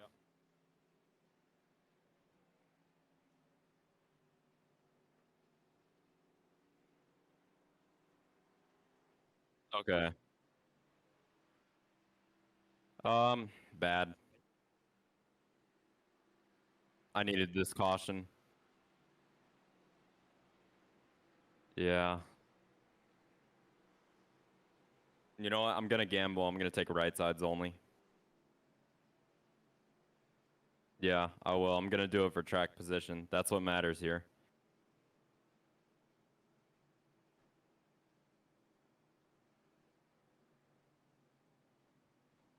Let me check. 94. Right sides were 76, 77, 99. That's what I want. I'm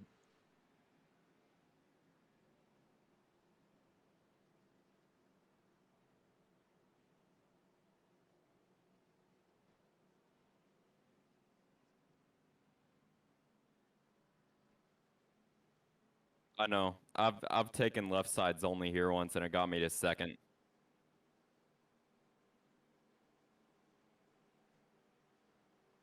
Oh.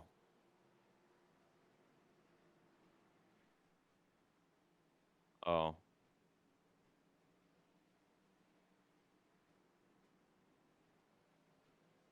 Well, I want to get a higher finishing position. You know what I mean? All right. Yeah, I'll take 4.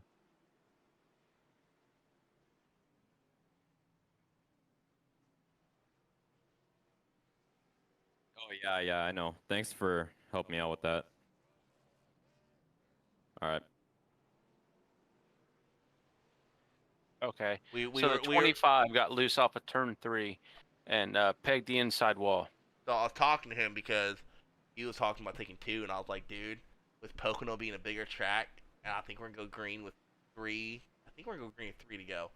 I was like, I'm telling you, I don't think 2 is the right call. I know 2 is the right call at Charlotte, but Charlotte's a smaller track and a lot of the tighter track. You take 2, you're gonna be too loose, and you're gonna be too damn slow. Yeah. So I think Yeah. I think taking 4 for him was the right call. I know some people took 2 in front of him, but and that's gonna be interesting. See who pitted, who didn't. As wow, either a lot of people didn't pit or they're trying to get a lap back. From what I saw, it looked like a lot of people pitted. But how many people I are a lap down though? I want to say everybody in front of Biggs. I I want to say 6 cars. So I think did the 44 and 25 get involved in that crash? No, the 25 got loose off of turn 3, coming on the front straight, and hit the inside wall. This should be interesting. I think we're gonna come to. I think it's. Let's see what happens here with the if it as it updates the leaderboard. Wow. Yeah. So Michael Buckley. Oh, is and showed Jester, as- William Jester, Al Corey, they did not pit. You know what? What do they have to lose? Right? I mean, I don't like saying people are slow because it's mean, but they have been one of the slower people on the track. They've been in the back most of the race. So what are they going to lose? You know, we're coming down to, I think, a green and white checkered here. No, three lap shootout. Come down to a 3-lap shootout. I mean, I think you're in game more positions than you lose by staying out, to be honest. You know, Oh, I'll be right back. Okay. Hey, you got 3 people with old tires up front.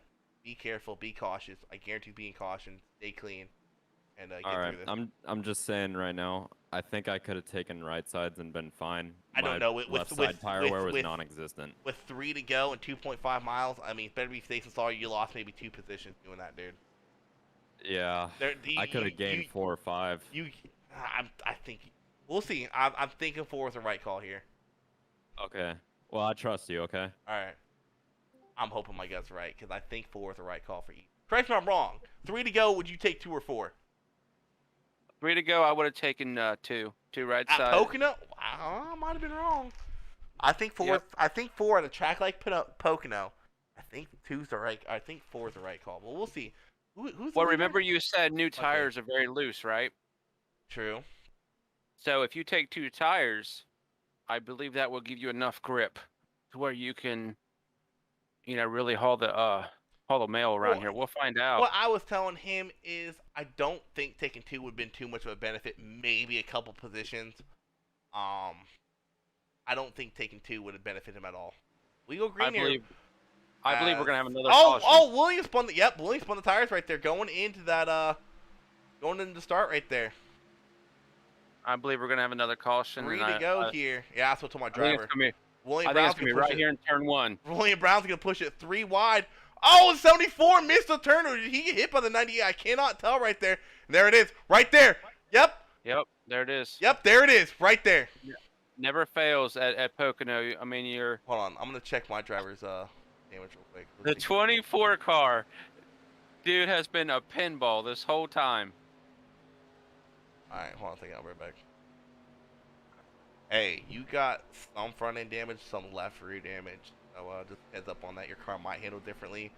I don't see it handled differently. It didn't look like you got hit too hard though. Yeah, I mean, I feel a difference in suspension. Like, my turn's a little weird. I think you should be fine, to be honest. That wasn't terrible. That was not terrible.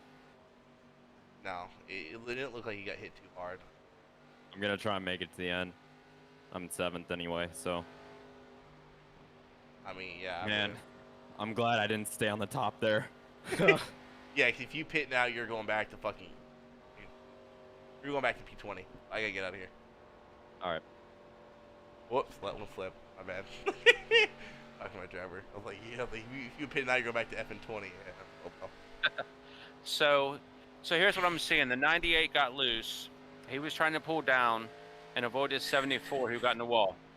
That all, Pimpere that all pushed it to started the with the 74. Right.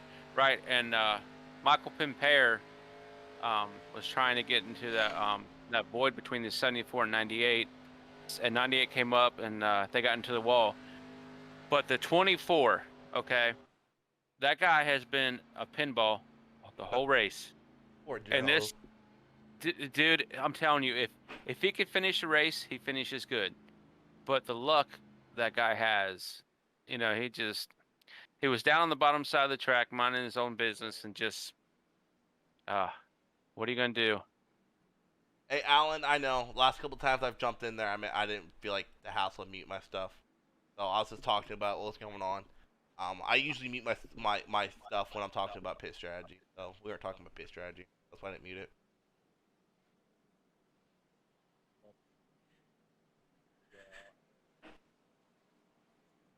But I'm telling you, I think, I know Ethan has some damage. I think 2 tires is the right way to go. Oh yeah, absolutely. 4 tires, I mean, dang it, 4 tires. I think 4 tires is the right call. You know, something I do when I see a caution, in front of me or somebody getting sideways, I try to stagger myself with cars around me so I can get through it. Yeah. And I'm seeing here, I don't know if the 28 just did not see the accident or what, but he's trying to put himself 3 wide between the 66 and the 80 on the outside of him. And that is what collected the 28, the 80, and the 24. Yeah. That goes back to what I was saying, and the 14, and that goes back to what I was saying.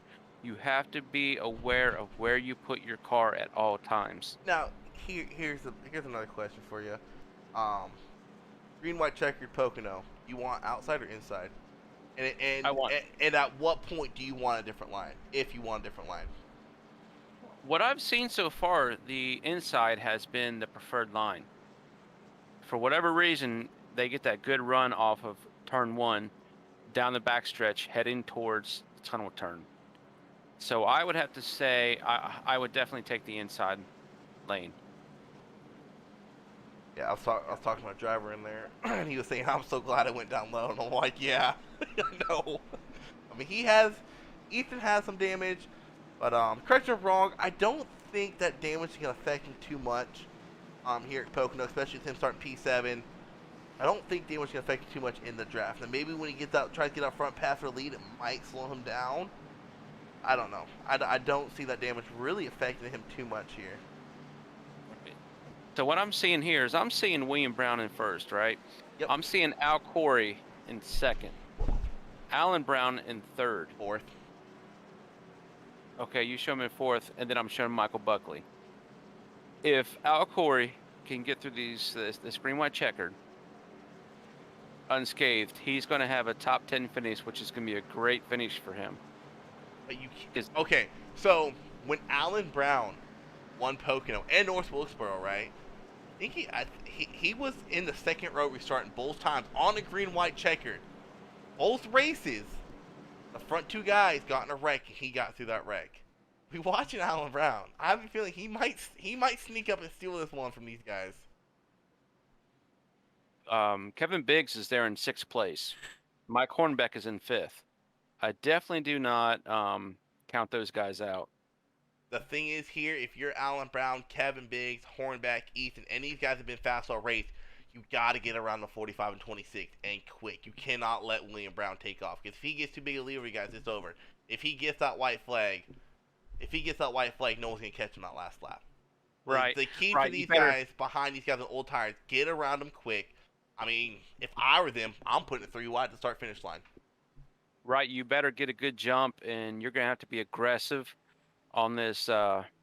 Cautiously aggressive on this restart. Let's see what happens here as they come down to the green flag. As you see, Al Corey, he's going to spin the tires there. See what Alan Brown does here. Like I said, William Brown's going to get a great start right there. They're kind of getting caught up on that outside line there. If I was Alan Brown, I would have dropped down under Al Corey. Oh, for sure. Uh-oh. The 26 is on the apron. Let's see what happens. Oh, 84's get loose. He somehow saves it. Wow. As William Brown pulls away, Kevin Biggs is all over Al Corey's bumper, trying to push him, trying to get him around, trying to get around him. Alan Brown is trying really hard to get around that. Oh, he's going to get loose. Somehow saves it. Kevin Biggs going to put it 3 wide here. Going into turn 3. Oh, and he's going to hit. Face. Oh, wow. What a save by Alan Brown twice. William Brown's going to take the white flag, and I think this is all but over for William Brown. They're all fighting for second right now. As Manny restarted P10 on this restart. And he's up here going to make it 3 wide going into turn 1. Oh, as they're spinning on the front stretch. Wow. Manny is just putting on Look a at clinic Eccles right now. up there in 5th place. Alan Brown does a crossover move to Manny here. I would go to William, but William done won this race. He's battle for second right now. They are still 3 wide. Manny's going to dip behind the 6er, try to get a draft, get some speed going into this tunnel turn here. That's exactly what's going to happen. He's going to get to the outside of Allen. He's going to clear Allen here. As Kevin gets a great turn right there. I'm impressed right now with Travis Eccles. Where is he at right now? Right now, he is in 6th place. He's running on the outside of the 98. Look at Anthony Frey. 98's going to get loose. Oh, they're going to connect right there. Oh, and Ethan's going to get caught up in that too. Hard on the inside wall at the cross start-finish line. And William Brown's going to win this race. I can't. There's a bear. What a crazy race that was to finish that race. What is Turner doing back in? Oh, William Brown's going to win this race with Kevin Biggs coming in 2nd, Manny coming in 3rd. I am amazed that Manny was able to make it up to 3rd place. That was from P10. That was a good drive. And look at Anthony Fry coming in at, with a top 5. What a good run. Travis Eccles coming in 9th. I mean, Alan English 8th. Al Corey 7th. Lance Hill 6th. Travis Eccles started 28th, finished P9. And I tell you what, because of that accident, he was actually running 6th. Yeah. What a good run. This is what I love about Mdot. It's exciting. The competition level, I mean, it's just anybody can win, in my opinion, any week. Where did Alan Brown in 4th? Let's pull Alan Brown and Mr. Rookie Man over here. I'll have to ping pong him. What's going on, Alan? Hey, how's it going, man? What's going on, man? I know you're rookie in this series. Finished P4, man. Talk us through what you could have possibly done differently there going into that green white checker to maybe spoil the win from these guys. Get that first win of the season for you. I could have drove a little harder. I was given a little too much space. Pretty much throughout the entire race, I just saw some moments I could have made some runs, but didn't want to push it yet, and just ran out of time. Yeah, I know you won the Pocono and Arca race, and if I remember correctly, you were sitting in the 2nd row at a green white checker restart, and some contact had happened in front of you. You had made it through it somehow, or I can't remember if you were leading the race or if I think you were leading the race and contact happened on the outside of you. So, but I know on that restart we were talking about it in the up here in the booth that one thing we saw you could have done differently is definitely dip beneath that 45 machine of Al Corey on that restart and get that run to William Brown's back bumper. Yeah, no, the outside's definitely a big area because you get a massive run and it sets you up for turn 2. So if you get kind of stuck down low, you're kind of getting freight trained a little bit. Gotcha, man. Well, I mean, 4th place finish here. I think this is your second or third race here in Xfinity. It's my second, yeah. Yeah, definitely nothing to be upset with there, man. Congrats on that. Well, the 4th place finish, I believe it was.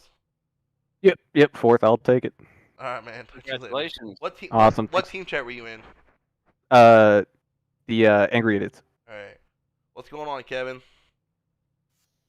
What's up, dude? Yeah, I was about to ask you, man. I asked Alan the same thing. He finished P4.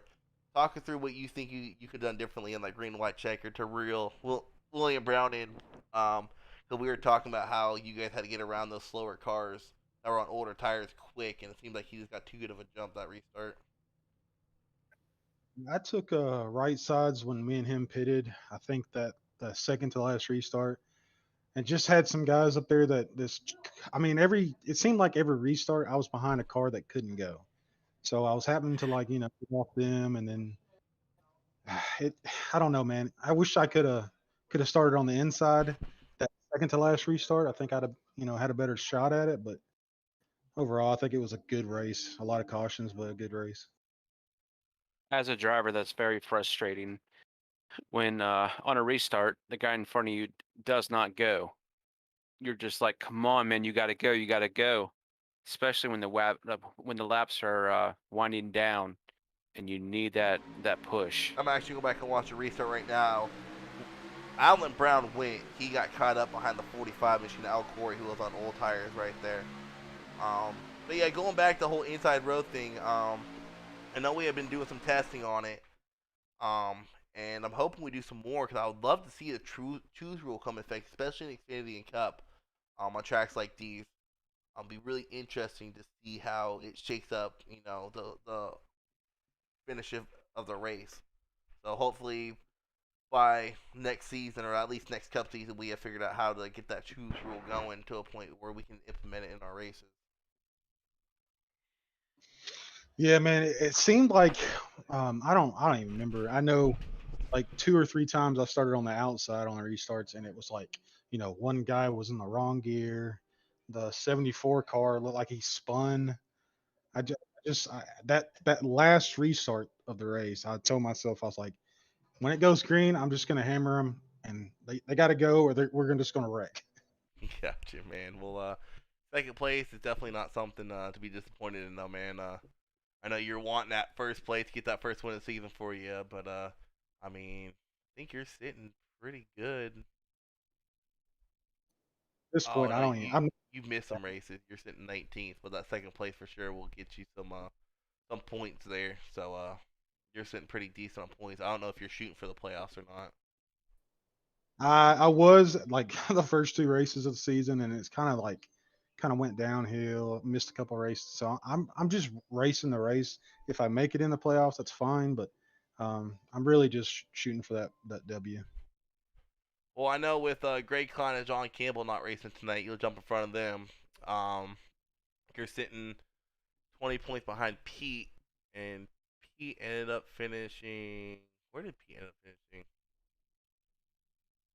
Taking a look here, and I see 23rd. Oh yeah, so you'll definitely gain 20 points right there on him just positioning alone. So you'll be in contention and that's for a P16 right there. So I know Ethan winning a race, it's gonna be basically going for the P15, but you definitely gain some spots on these guys here with that second place finish. And then next week, I think you're looking at. Oh, what are y'all looking at next week? Dover. How do you feel about Dover going into Dover? Pretty much sucks, but I guess we'll practice next week, and then we'll be ready. All right, man. Well, congrats on the second place finish, man. Thank you, guys. What's going on, Manny? Oh man, my heart is still pumping. Man, I'm tired of interviewing you. Stop being so damn fast. So I know it's a stupid question to ask you, but I'm asking anyways. Do you think pit strategy screwed you that race? Honestly, I think it helped. Really? Because you were leading that race when you had to pit that first time on that green flag run. And going I back think to it pit cost strategy, us laps led. do you? But in the grand scheme of things, is when we pitted at lap. I think I pitted at like lap 51 or 52 with 8 to go, and then we had a caution right after I pit, like 1 lap after I pit. So I'm on fresh tires, and we had a lot of wrecks in a row, so we were under caution for quite a while. Now, do you regret pitting that time though? When I pit the second time, I pit for my fast repair because I mowed down the wall. Oh. So it was like a 3-second stop. And now I think if I didn't mow down the wall, we would have been in P3. But on that, one of those final restarts, there was a big shuffle, which could have wrecked me if I was up there. So I'm kind of glad it put me back to like P12. Yeah, you restarted P10 on that green and white checker restart and gained 7th position in 2 laps, dude. Yeah, that was impressive, Manny. Thanks a ton, man. I was full throttle. I was like, okay, well, whatever happens, nobody's gonna pass me. We're going fast. If we wreck, we wreck. Why not? We're leading the points by like 30 right now, so I figured we can be a little bit dangerous. So I do want to ask you though. I do want to ask you this. After last Friday night, and I felt like you were a little timid to rough up the 5 car to get around him, right? 15. Did that change? 15. Well, Taver, did that change your mindset going into tonight's race that you were going to be a little more aggressive? I think it definitely did change my mindset.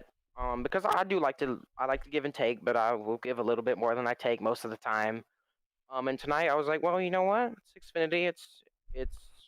We're leading the points. I think we can afford it. So I decided, well, let's see what happens. Let's be a little bit aggressive tonight. And I mean, it paid off. We got P3 out of it. It's always nice to bring home a podium finish for Corey and Mike and all the guys at Bash Bros. So let me ask you now. How do you feel the competition between Bash Brothers and Latte Motorsports?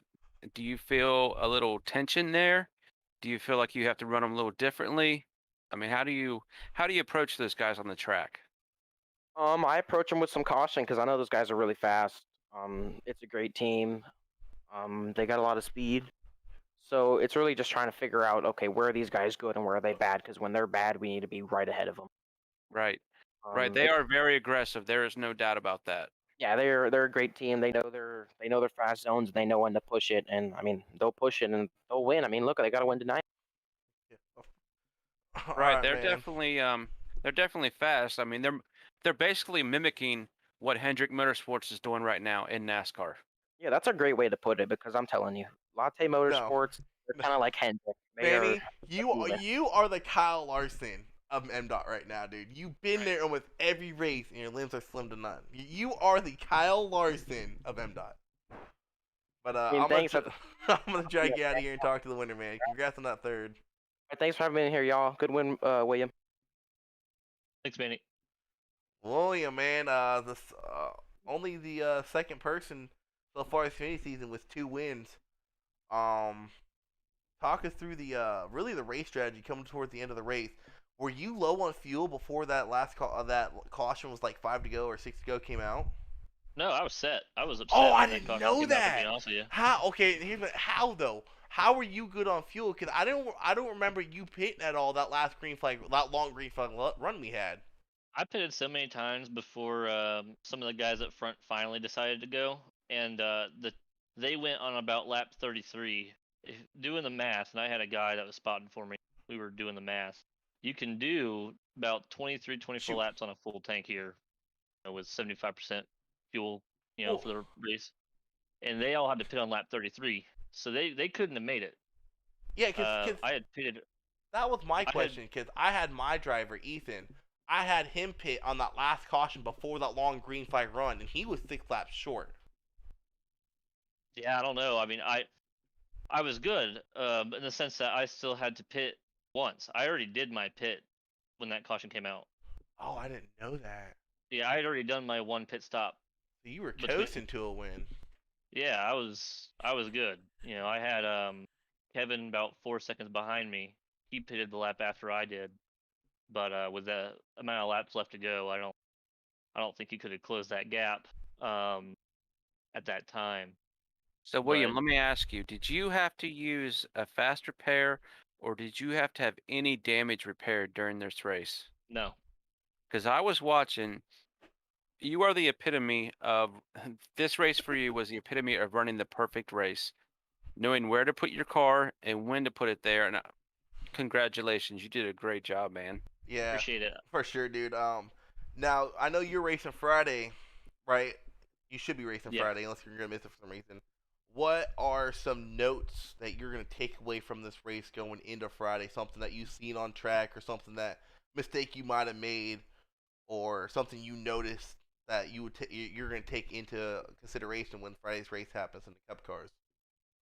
Um, with a couple of, we had a long run. That's where I'm gonna take most of my notes from. Knowing that you don't gotta push it so hard, and kind of some of the breaking points and where they might be. Slightly different cars, so it'll be a little different. You can use that as a benchmark. Um, some of the faster ways to take some of these turns, enter them, and then also just kind of how to drive through some of the traffic. Gotcha. I've got a few notes. I don't want to say them out loud now, but I've got a few notes.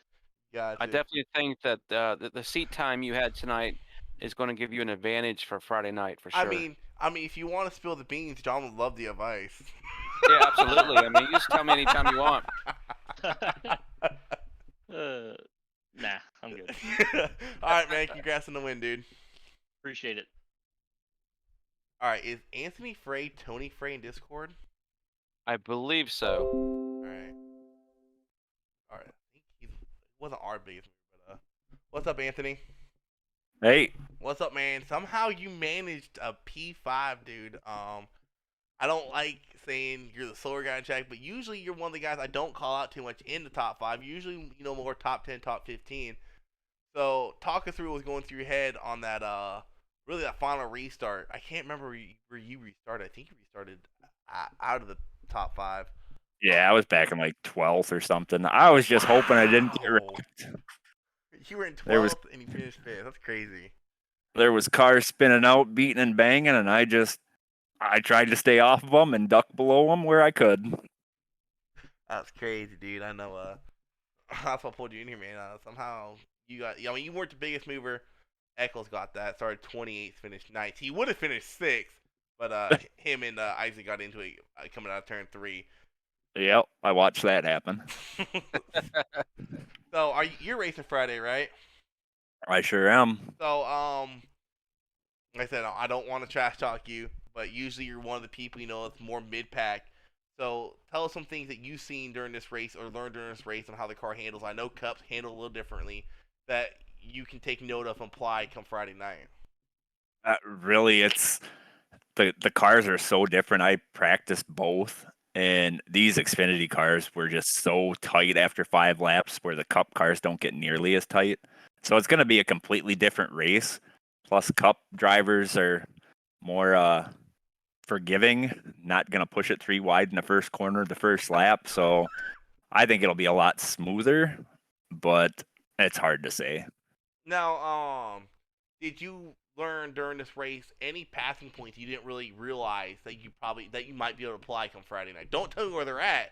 Don't give away your secret. But did you learn somewhere you could possibly pass if needed going into Friday? Because I know Pocono is not an easy track to pass on. It's definitely not. However, I'll give away a little bit of a secret that I learned, that if you back up the first corner, you can get a monster runoff, and you can drive low on somebody who's pushing tight heading towards the wall. Also, I'll give you a little secret we saw during the race. If you diamond turn 3 right, you can get a great run, make a pass out of turn 3. Turn 3 is where I was struggling all night because I was turning down too low too early, and I was pushing out to the wall bad. I was out of the throttle most of the corner, but a lot of guys were pushing too hard and they were hitting the wall coming out of 3. Gotcha, man. Well, a P5 is definitely not something to be disappointed in, dude. I mean, I think you're sitting good in standings too, if I remember correctly. Yeah, you're sitting 11th right now in standings, and I know you and Alan and some other people. People don't call it too often, but you guys have had a lot of consistent top 10 races. You haven't been up in the top 5, but a lot of consistency in the top 10, top 12 for some of you guys. So should be interesting come playoff time who makes the move. Yeah, and we're getting into a good stretch of tracks for me, so I think I'll Oh. be moving up pretty good. So, Pocono I've Yeah. always struggled with, but That's the hope there, Anthony. how you feeling that's the- about Dover going into Dover? Dover is going to be a survival for me. If I can get, squeak out a top 10, I'll be happy. But once we get more into those 1.5 miles, I'll be good to go. Gotcha. All right, man. Well, congrats on top 5, dude. All right, thank you. All right, Isaac. So I guess what we've learned from tonight going into Friday is See, I know you were talking about how people got seat experience. You got the visual experience. I mean, I know he was saying cup cars handled differently, but the way you run the track is somewhat the same. Yeah, your lifting points and throttle points can be different, but from what I've experienced on Cup and Xfinity cars, you almost 9 out of 10 tracks you can run the same exact line and have the same speed. So I know Right. you being up here probably were taking visual notes. Oh, okay, there, okay. Like the turn 3 thing. It's probably a good mental note to take. Hey, if I get enough drive enough, that's a great passing point, turn 3. yeah, exactly. You know, from what I've seen from tonight, it does appear that tire management, again, as we talked at the beginning of the broadcast, management is going to be important. Not getting caught up in someone pushing towards the wall, out of the tunnel turn and out of turn 3. Because how many times did we see an accident tonight? Oh, yeah. So car placement is going to be important. Pit strategy is going to be key. I mean, there's so many variables that's going to go into Friday night's race. But Pocono is almost one of those tracks where you have to race the track. Oh, It's yeah, for almost like sure. it's almost like a road course in that sense.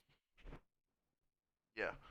I wish Tabor would do this more often, or I know he don't make all the schedules, but I wish they would do this more often, where they would have Cup and Xfinity race the same track in the same week, or Xfinity or Cup racing on Friday, Xfinity races that following Monday. Yeah, I mean just for that that would be reason. kind of exactly. I mean that is kind of cool that they did that this week. Yeah, I liked it. It makes it gives people see something like we were talking about earlier. There's people in here that usually don't race in Xfinity, like Joe, Corey, who else usually doesn't race in Xfinity. I was up here this week just getting seat time. Eric, the people who you don't see racing a lot, they're up here getting seat time, trying to figure out where to pass that and stuff like that. So, Right, and I'm sure that their seat time is going to help them as far as where their exit off of, say, turn 1 needs to be to get that big run down the backstretch heading towards the tunnel turn. wow, when Pocono's only 70 laps, I thought you could make it longer for sure. Only 10 You laps said longer. it's 70? It's only 70. Yeah, it's only 10 laps longer than this nice was. Wow. Well, Well, I mean, think about it. technically, how many races, how many laps they end up doing? Don't tell me. I'll have to back out. Well, technically, I think 7 or 8 laps longer after my checkered. Well, I do believe that, with it being 10 laps is. longer, and we have tendencies for a lot of green flag runs, I think the race is going to be over pretty quick. I hope there's not green flag runs. I like cautions. They're fun. Cautions are fun. They're fun. I love cautions. Now you see why broadcasting wise why I love cautions and why I hate green flags. Well, I can tell you it's very difficult. After this race, it's very difficult to broadcast when you have a lot of green flag runs. Yeah, and Because I know another the thing. drivers get so spread out. I know another thing you probably noticed being up here. I know you were probably keeping an eye on people you're gonna be racing this Friday is where their lines are at, and that's where you have the advantage because you're like, okay, because like I was saying earlier, I guarantee you, Cup has almost identical lines. So once you see who's comfortable where, you know where you can take the line away from. Like let's say you come up on Lance, you saw where Lance was running all race. Like, all right, well this is where he's comfortable, so let me take away his line since he's trying to pass me. That gives you an advantage going into Friday. Yeah. Yeah, it does give me an advantage. I'm the kind of person that, well, if it's under 20 laps to go, right, I'm definitely going to try to take his line away. But Yeah. I'm the kind of person to where if someone is much faster than me, I will get out of their way. Just because I want to race, I race people how I want to be raced. Now, under 20 laps to go, whole different story. I'll take someone's line away and try to hold that position. But before that, I'll get out of your way. All right, hold on, let me do the outro. We'll talk. All right, guys, thanks for joining in. I'm gonna do the Texas race. That's gonna be Thursday at 9 for ARCA, and then we'll be live here at Pocono again for 70 laps. For Cup, I think it's y'all's 6th race of the season, 5th race. I believe it's the 6th. Let's see. I can't find the Cup schedule. There it is. Yeah, it's y'all's 6th race. So tune in for those 2 races if you guys want. Thank you all for tuning in.